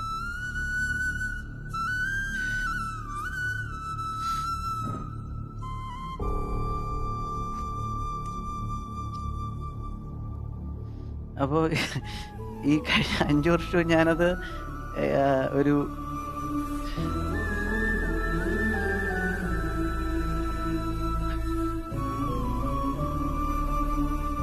ഒരുപാട് ഇഷ്ടത്തോടു കൂടി അത് ഞാൻ നിന്നെ കൂടെ വെച്ചിട്ട്. പക്ഷേ എനിക്ക് ഒരു മൊമെന്റ്സിൽ ഞാൻ നിന്നെ താങ്ക് ചെയ്യാനൊന്നും എനിക്കത് അറിയില്ല. അങ്ങനെ ചെയ്യണമെന്ന് ഇപ്പോഴും തോന്നുന്നില്ല, ഒരിക്കലും തോന്നുന്നില്ല. പക്ഷേ ശരിക്കും അതൊക്കെ ചെയ്യണം. അതും നമ്മുടെ യാത്രയുടെ ഭാഗമാണ്. ആ തിരക്കിലും ബഹളത്തിലും ഭ്രാന്തിലും പെട്ട് അതൊക്കെ വിട്ടുപോകാറുണ്ട്. പക്ഷെ അതും വേണം. അത് നമ്മുടെ ഒരു ജേണിയുടെ പാർട്ടാണ്.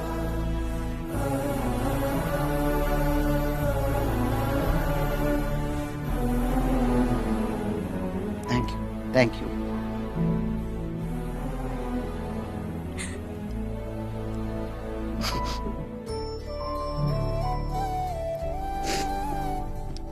ആരും കാണരുത് കരയുന്നു. ശേ,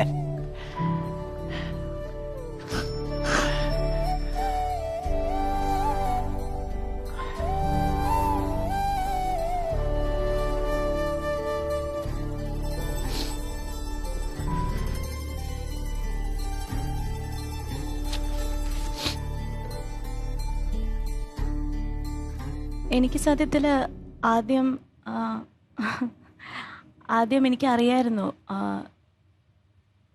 ഞാൻ കണ്ണൻ്റെ കൂടെ ജീവിതം ഒന്ന് തുടങ്ങിയില്ല എന്നുണ്ടെങ്കിൽ പിന്നെ ചിലപ്പം കണ്ണൻ അങ്ങനെ ഒരു കല്യാണം എന്നുള്ളൊരു കാര്യത്തിലോട്ട് ഒരിക്കലും പോവില്ല എന്ന് എനിക്ക് അറിയായിരുന്നു. പിന്നെ സത്യത്തിൽ ഞാൻ ഒരിക്കലൊരു ഭാര്യയായിട്ട് വീട്ടിലേക്ക് വരണം എന്നല്ല ഞാൻ ഒരിക്കലും വിചാരിച്ചത്. കണ്ണനപ്പം ഇല്ലാതെ പോയ ഒരുപാട് ഗ്യാപ്സ് ഒന്നും എനിക്ക് കംപ്ലീറ്റ് ആയിട്ടൊന്നും എനിക്ക് ഫില്ല് ചെയ്യാൻ പറ്റില്ല എന്നുണ്ടെങ്കിലും എവിടേക്കോ വിട്ടുപോയിട്ടുള്ള കുറേ കാര്യങ്ങൾ എനിക്ക് ആയിത്തീരണം എന്നെനിക്ക് ആഗ്രഹമുണ്ടായിരുന്നു.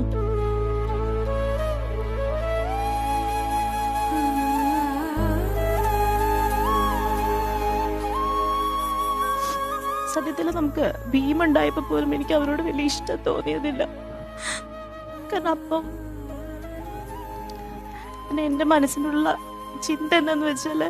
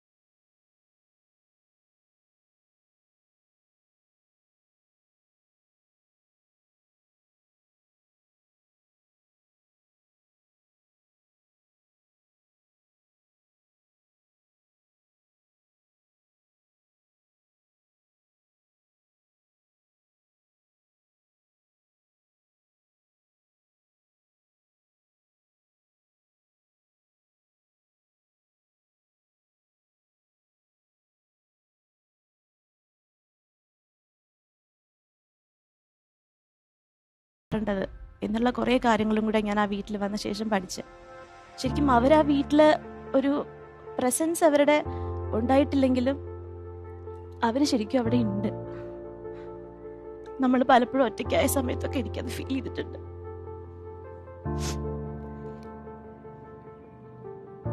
ഭീമുണ്ടായ സമയത്താണെങ്കിലും എനിക്ക് പോസ്റ്റ്മോർട്ടം ഡിപ്രഷനും ഒക്കെ ഉണ്ടായ സമയത്ത് എനിക്കത് മനസ്സിലാക്കാൻ പറ്റിയിരുന്നില്ല. എനിക്ക് ഈ വിഷമം തോന്നുന്നതും എല്ലാം കാരണം എൻ്റെ ഈ ഒരു അവസ്ഥ കൊണ്ടാണെന്ന്. പക്ഷെ അപ്പോഴും കണ്ണൻ സത്യത്തിലെ എനിക്ക് വളരെ അടുത്ത റിലേഷൻഷിപ്സ് പോലും എന്നെ തെറ്റിദ്ധരിച്ചിട്ട് എനിക്ക് പല ഫാമിലി റിലേഷൻഷിപ്സും നഷ്ടപ്പെട്ടു പോയിട്ടുണ്ട്. പക്ഷെ അപ്പോഴും കണ്ണൻ എന്നെ കൂടെ ചേർത്തി പറഞ്ഞു, നിന്റെ ഈ അവസ്ഥയുടെ ഒരു പ്രശ്നമാണ്, ഈ ഒരു അവസ്ഥ കഴിഞ്ഞാൽ മാറുമെന്ന്. പക്ഷെ എന്നെ വേറെ ആരും അങ്ങനെ മനസ്സിലാക്കുമെന്ന് എനിക്ക് തോന്നുന്നില്ല. ഇത്രയും കാലം എനിക്കുണ്ടായ റിലേഷൻഷിപ്സിൽ ഇപ്പം ഫ്രണ്ട്സ് ആയിക്കോട്ടെ, എൻ്റെ വീട്ടുകാർ ആരാണെങ്കിലും എനിക്കൊരു വഴക്കുണ്ടാക്കാനുള്ള സ്വാതന്ത്ര്യം ഒരിക്കലും ഉണ്ടായിട്ടുണ്ടായിരുന്നില്ല. കാരണം എനിക്ക് വഴക്കുണ്ടാക്കിയ അവരെന്നോട് പിണങ്ങോ, എന്നോട് ദേഷ്യം തോന്നോ, അങ്ങനെ എനിക്ക് 100 കൂട്ടം ടെൻഷൻസ് ഉണ്ടായിരുന്നു. ഓപ്പൺ ആയിട്ട് ആരടുത്തും എനിക്ക് കംപ്ലീറ്റ്ലി അങ്ങ് ബിഹേവ് ചെയ്യാൻ പറ്റിയിരുന്നില്ല. പക്ഷെ ശരിക്കും ഞാൻ ഇത്രയും വഴക്കിടുന്നത് കണ്ണൻ്റെ അടുത്താണ് എൻ്റെ ജീവിതത്തിൽ ആദ്യമായിട്ട്. പക്ഷെ ഞാൻ ആരടുത്തും ഇതുവരെ അങ്ങനെ ദേഷ്യപ്പെട്ടിട്ടില്ല. പക്ഷെ എനിക്ക് ആ സ്വാതന്ത്ര്യം ഉണ്ട്. എനിക്ക് അടി കൂടാനായാലും ദേഷ്യപ്പെടാനായാലും എന്തിനായാലും എനിക്ക് മറ്റാരിലും റീപ്ലേസ് ചെയ്യാൻ പറ്റാത്ത ഒരു റിലേഷൻഷിപ്പാണത്. സത്യം പറഞ്ഞാൽ ഇറ്റ്സ് സംതിങ് ഡിവൈൻ. എനിക്കത് എക്സ്പ്ലെയിൻ ചെയ്യാൻ അറിയില്ല.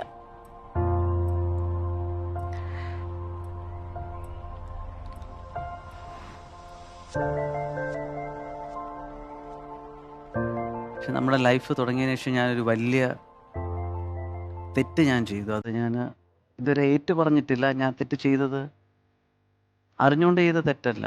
അത് ഒട്ടും എനിക്കത് ചെയ്യണമെന്നൊരു ആഗ്രഹവും ഇല്ലായിരുന്നു. ഞാൻ ആ തെറ്റ് ചെയ്തു. അത് ഒരിക്കലും എനിക്ക് എൻ്റെ കയ്യിൽ നിന്ന് പറ്റേണ്ടതല്ല, പറ്റിപ്പോയി. പക്ഷെ ഏറ്റവും കെയർഫുള്ളായിട്ടിരിക്കുന്നവരുടെ നിന്നായിരിക്കാം അത് പറ്റുന്നത്. അന്ന് നിനക്ക് ഓർമ്മയാണ്, നമ്മുടെ ഭീമിന് 1 വയസ്സായതിന് ശേഷം ഒരു വയസ്സും 1 മാസവും എങ്ങാണ്ടായപ്പോഴാണ് വീട്ടിൽ എൻ്റെ ഒരു ആൻറ്റിക് പീസ് പോലെ നമ്മുടെ ഗ്രാൻഡ് ഫാദർ യൂസ് ചെയ്യുന്ന ഡംബൽസ് വെയിറ്റ് ഞാൻ വെച്ചിരുന്നത്. ആ ഷൂട്ടിന് പോകുന്ന തിരക്കിൽ ഞാൻ ആ ഡംബൽസ് സ്റ്റൂളിലെടുത്ത് വെച്ചു. ഒരു 2-3 മിനിറ്റിൻ്റെ വ്യത്യാസമായിരുന്നു. അവൻ റൂമിലോട്ട് വരുന്നത് ഞാൻ കാണുന്ന പോലുമില്ല.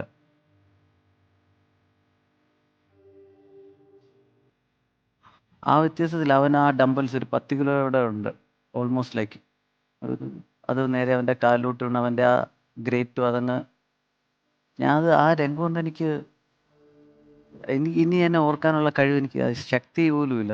എനിക്ക് എപ്പോഴും റൂമുണ്ട്. അവൻ്റെ വിരലിലോട്ട് വീണ് അതങ്ങ് ചെതറിപ്പോകുന്നതൊക്കെ എനിക്ക് ഇപ്പോഴും അറിയാം. ആ സമയത്ത് പിന്നെ റോബോട്ടിക്കായിട്ട് എന്തൊക്കെയോ ചെയ്യുന്നു. അവനെ എളുപ്പം വാരിയെടുത്ത് ആ റൂം മുഴുവൻ ചോരയും ബഹളവുമായി. നിന്നെ വിളിക്കുന്നു, അവനെ എടുത്തുകൊണ്ട് നേരെ ലിഫ്റ്റിൽ കയറി ആദ്യത്തെ ഹോസ്പിറ്റലിലോട്ട് പോകുന്നു. അവിടെ ചെന്ന് അവരിത് കണ്ട് എന്ത് ചെയ്യണമെന്ന് അറിഞ്ഞുകൂടാതെ അവർ നിൽക്കുന്നു. ഞാൻ ലിഫ്റ്റിൽ കയറി പോകുമ്പോഴും നീ അവനെ ഫീഡ് ചെയ്തുകൊണ്ട് അവനെ കൺസോൾ ചെയ്യുന്നു എങ്ങനെയോ. പക്ഷെ അന്നും അവൻ്റെ ആ വേദന കൺസോൾ ചെയ്യാനായിട്ട് ആരും ചുറ്റും ഉണ്ടായിരുന്നു. നമ്മൾ ആദ്യത്തെ ഹോസ്പിറ്റലിൽ പോകുന്നു. അവിടെ ഡോക്ടേഴ്സിന് ഇത് എങ്ങനെ അഡ്രസ്സ് ചെയ്യണമെന്ന് അറിഞ്ഞുകൂടാ. എളുപ്പം കുറച്ചും കൂടെ ബെറ്റർ ഒരു ഹോസ്പിറ്റലിലേക്ക് കൊണ്ടുപോകാൻ പറഞ്ഞു. നമ്മൾ അങ്ങോട്ട് റഷ് ചെയ്യുന്നു. അവിടെ ചെന്നപ്പോൾ ആ സർജൻ ആദ്യം അവൻ്റെ 1 വയസ്സിൽ അവനെടുത്ത പെയിൻ ഇനി അവൻ്റെ ജീവിതത്തിൽ അവൻ എടുത്ത് കാണും. അത്രയും പെയിൻ. ഡിസ്റ്റിൽഡ് വാട്ടർ വെച്ചിട്ട് അത് ക്ലീൻ ചെയ്യുന്നതൊക്കെ, അവൻ്റെ കാല് നമ്മൾ പിടിച്ചു കൊടുക്കണം. 1 വയസ്സുകാരൻ്റെ കാല് തകർന്ന് കിടക്കുന്ന ആ കാല് നമ്മൾ പിടിച്ചു കൊടുക്കണം. ആ മുറിയിലോട്ട് വെള്ളം ഒഴിച്ച് ക്ലീൻ ചെയ്താലേ അവർക്ക് അറിയാൻ പറ്റും ആ സിറ്റുവേഷൻ എന്തോ ആണ്. അവരത് അനലൈസ് ചെയ്യും. അവനൊക്കെ അപ്പോൾ കരയും. അവനൊന്നും ചെയ്യാൻ പറ്റത്തില്ല. അവനെന്തോ ചെയ്യാനാ. എന്നിട്ട് അപ്പം പെയിൻ കില്ലേഴ്സ് അങ്ങാണ്ട് കൊടുത്ത് കുറച്ച് നേരം അവനെ ഒന്ന് കുറച്ചതിന് ശേഷം പിന്നെ ഒരു പ്രൊസീജിയർ, ഒരു ഓപ്പറേഷൻ തിയേറ്ററിലേക്ക് അവനെ കൊണ്ടുപോകുന്ന ഒരു പ്രൊസീജിയർ, ഒരു reconstruction of the great toe. തള്ളവിരൽ വീണ്ടും റീകൺസ്ട്രക്ട് ചെയ്യണം പ്ലാസ്റ്റിക് സർജറി കൂടെ. അപ്പോൾ അതിനായിട്ട് അവനെ കൊണ്ടുപോകുന്നു. അപ്പം നമ്മൾ രണ്ടുപേരും തിയേറ്ററിൽ ആദ്യമുള്ള സ്ക്രബ് ആൻഡ് പ്രൊഫൈൽ ഫസ്റ്റ് റൂമിൽ ഇരിക്കുന്നു. നമ്മൾ അവിടെ നിന്ന് പിന്നെ അവനെ എടുത്തുകൊണ്ട് പോകുന്ന ആ ഒരു മൊമെന്റ്,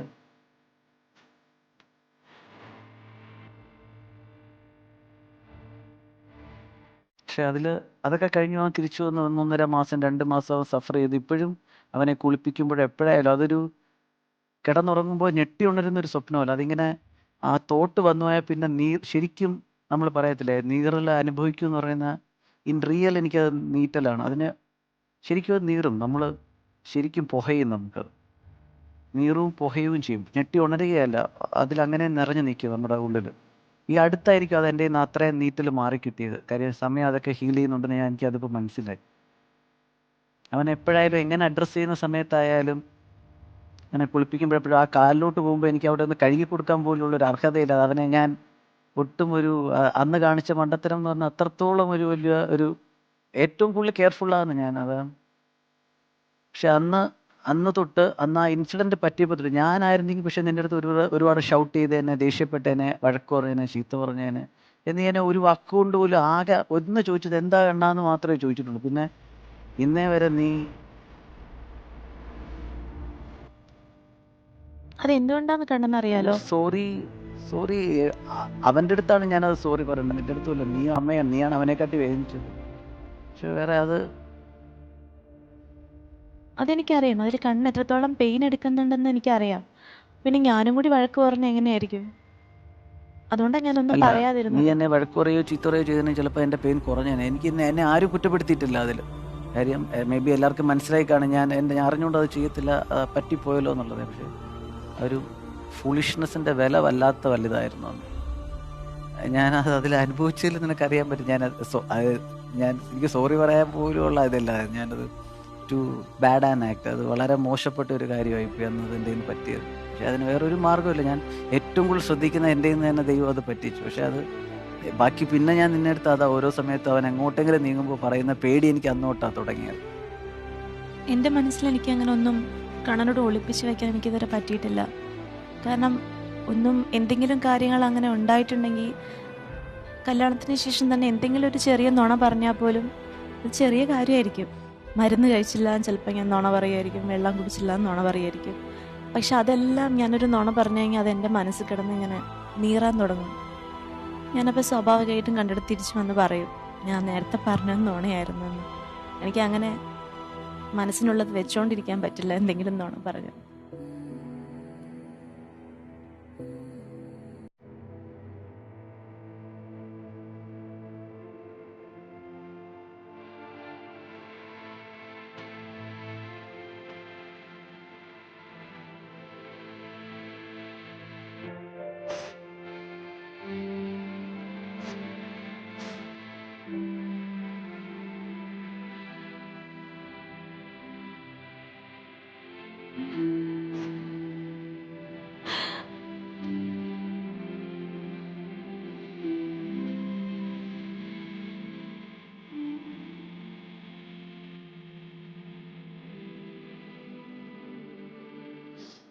ഇപ്പോഴും നേരത്തെ പറഞ്ഞ അതേ പേടിയാണ് മനസ്സിൽ.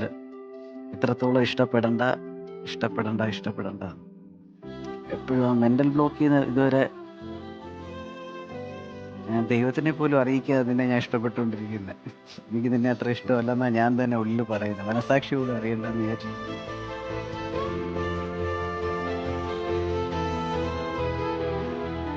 എനിക്ക് ആ അവസ്ഥയെല്ലാം അറിയാം. കാരണം പലപ്പോഴും പല കാര്യത്തിനും ചെറിയ കാര്യങ്ങൾക്ക് ദേഷ്യപ്പെടും, ഇറിറ്റേറ്റഡ് ആവുകയൊക്കെ ചെയ്യുമ്പോൾ എൻ്റെ മനസ്സിൻ്റെ ഉള്ളിലെല്ലാം ഞാൻ ചിന്തിക്കുന്നത് പെട്ടെന്ന് നമ്മുടെ വളരെ വേണ്ടപ്പെട്ട ആൾക്കാർ നഷ്ടപ്പെടുമ്പോൾ നമുക്കുണ്ടാകുന്ന ഒരു മെൻ്റൽ ട്രോമ.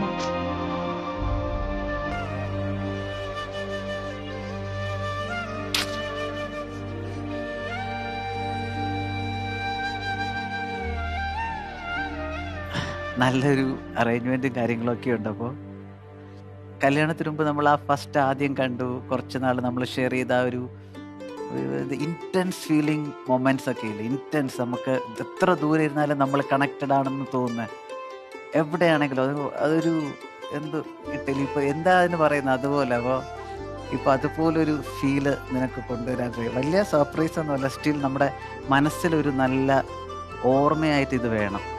ആ ഒരു കുഞ്ഞു ഓർമ്മ നിനക്ക് നല്ല ഒരു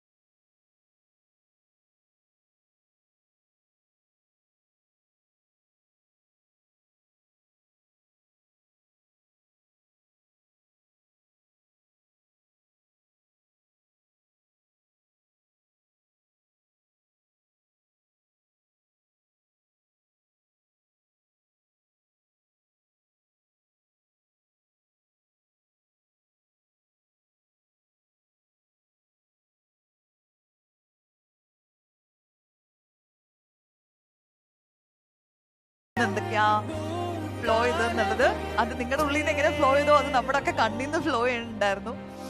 ആൻഡ് ദാറ്റ് വാസ് ബ്യൂട്ടിഫുൾ. ഈ വൈദികരൊക്കെ പറയുന്നവരെ എനിക്ക് പറയാൻ തോന്നുന്നു, സുഖത്തിലും ദുഃഖത്തിലും സമ്പത്തിലും ദാരിദ്ര്യത്തിലും ആരോഗ്യത്തിലും അനാരോഗ്യത്തിലും എന്നും ഇതുപോലെ സന്തോഷമായി സമാധാനമായി ഒരുപാട് വർഷക്കാലം ജീവിച്ച് എല്ലാവരെയും സ്നേഹിച്ച് നിങ്ങളിവിടെ ഉണ്ടാവട്ടെ ആത്മാർത്ഥമായിട്ട് ആഗ്രഹിക്കുന്നു, പ്രാർത്ഥിക്കുന്നു ഞങ്ങളെല്ലാവരും.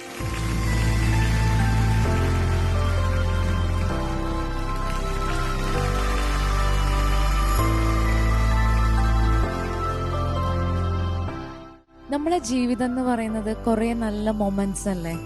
അപ്പം ഇവിടെ വന്ന ഈ 8 ഫാമിലിക്കും അവരുടെ ജീവിതത്തിൽ മറക്കാൻ പറ്റാത്ത കുറെ മൊമെന്റ്സ് ഇവിടെ നിന്ന് ഉണ്ടായിട്ടുണ്ട് അല്ലേ. ഇപ്പം ഞാൻ വിചാരിക്കുന്നുണ്ട്, ഇപ്പം ഞാനും എന്റെ ഹസ്ബൻഡും തമ്മിൽ വഴക്കും ഒക്കെ ഉണ്ടാവാറുണ്ട്. പക്ഷെ ചിലപ്പോ ഇപ്പൊ ഇവരിവിടെ ഇരുന്ന് സംസാരിക്കുമ്പോൾ നമുക്ക് മനസ്സിലാവുന്നുണ്ട് അവര് എന്താ പറയാ, അവർ അഭിനയിക്കൊന്നുമല്ല, അവരെ കൈവിട്ടു പോയി കുറെ സംഭവങ്ങള്, അവര് മറന്നുപോയി ക്യാമറയും ആൾക്കാരും ഒക്കെ. അപ്പൊ അങ്ങനെ ഒരു ഭാര്യയ്ക്കും ഭർത്താവിനും ഒരു അവസരം ഇപ്പം എല്ലാവർക്കും ഉണ്ടായിക്കൊള്ളണമെന്നില്ല. അങ്ങനെ കുറെ പറഞ്ഞു കഴിഞ്ഞാൽ നമ്മളുടെ കുറെ പ്രശ്നങ്ങൾ തീരുന്ന എനിക്ക് അങ്ങനെയാ തോന്നിക്കൊണ്ടിരിക്കുന്നത്. ശരിക്കും പൊതുവെ ആണുങ്ങൾ കുറച്ച് പിശുക്കന്മാരാണ്. ഞാൻ ആണുങ്ങളെ മോശമാക്കി പറയല്ല, സ്നേഹം അവർ പൊതുവെ കാണിക്കില്ല, അവർക്ക് ഉണ്ടാവുമായിരിക്കും. പക്ഷെ പെണ്ണുങ്ങള് ശ്രുതി പറഞ്ഞില്ലേ, നമുക്ക് ഇപ്പോഴും അവരെ ഫസ്റ്റ് കണ്ട അതേ ഫീലിങ്സ് തന്നെയാണ് നമുക്ക് ഇപ്പോഴും. നമുക്ക് അവരോട് അത് തന്നെയാണ് എപ്പോഴും ഉണ്ടായിക്കൊണ്ടിരിക്കുന്നത്. പക്ഷെ അവർക്ക് പ്രയോറിറ്റി അനുസരിച്ചിട്ട് അവർക്ക് മാറുന്നുണ്ട്. പക്ഷെ നമ്മൾ ഒരിക്കലും അത് മാറുന്നില്ല. പെണ്ണുങ്ങൾക്ക് എപ്പോഴും വേണ്ടത് ആ സെയിം ഫീലിങ്സ് ആണ്. എനിക്ക് തോന്നുന്നു ആ സെയിം ഫീലിംഗ് ആണ് ഇന്ന് വിജയ് ശ്രുതിക്ക് കൊടുത്തതെന്ന് അല്ലേ. എനിക്ക് ശരിക്കും അത് ഫീൽ ചെയ്തു കേട്ടോ Vijay. Vijay, thank you so much. നമ്മളാണ് നിങ്ങളോട് താങ്ക്സ് പറയേണ്ടത്. കാരണം ഇത്രയും ഇന്റൻസ് ആയിട്ടുള്ള ഫീലിങ്സ്, അത്രയും പേഴ്സണൽ ആയിട്ടുള്ള കാര്യങ്ങൾ ഇങ്ങനെ ഒരു വേദിയിൽ തുറന്ന് പറയാന്ന് പറയുന്നത് ദാറ്റ് ഇസ് നോട്ട് ഈസി. അപ്പം നമ്മൾ പറഞ്ഞപ്പോൾ നിങ്ങൾ അതിന്റെ റൈറ്റ് സെൻസിൽ എടുത്തു. ഇത്രയും ലക്ഷോപലക്ഷം ആളുകളുടെ മുന്നിൽ അത് തുറന്നു വെച്ചു എന്നുള്ളത് ഭയങ്കര ഞങ്ങൾ താങ്ക്ഫുൾ ആണ്. Thank you so much.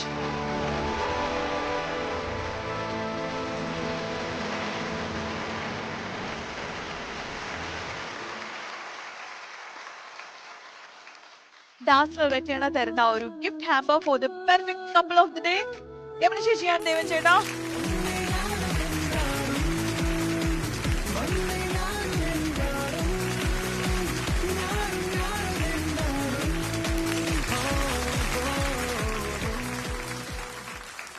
നമ്മുടെയൊക്കെ ജീവിതം പോലെ തന്നെയായിരുന്നു ഇന്നത്തെ നമ്മുടെ ഫ്ലോറിലുള്ള സംഭവങ്ങളും. തികച്ചും അൺഎക്സ്പെക്ടഡ് ആയിട്ടുള്ള കുറേ ഇമോഷൻസ് കൂടെ നമ്മളൊക്കെ കയറി ഇറങ്ങിപ്പോയി. അതിനകത്ത് സങ്കടമുണ്ട്, സർപ്രൈസ് ഉണ്ട്, സന്തോഷമുണ്ട്. പക്ഷെ നമ്മുടെ എപ്പിസോഡ് വൈൻഡപ്പ് ചെയ്യാനുള്ള സമയമായതുകൊണ്ട് മാത്രം ഇന്നത്തെ എപ്പിസോഡ് ഇവിടെ അവസാനിക്കുകയാണ്. ബാക്കി വിശേഷങ്ങളും കൂടുതൽ കഥകളും വളരെ ബ്യൂട്ടിഫുൾ ആയിട്ടുള്ള മൊമെന്റ്സുമായിട്ട് നമുക്ക് വീണ്ടും അടുത്ത എപ്പിസോഡിൽ കണ്ടുമുട്ടാം. Till then, bye bye.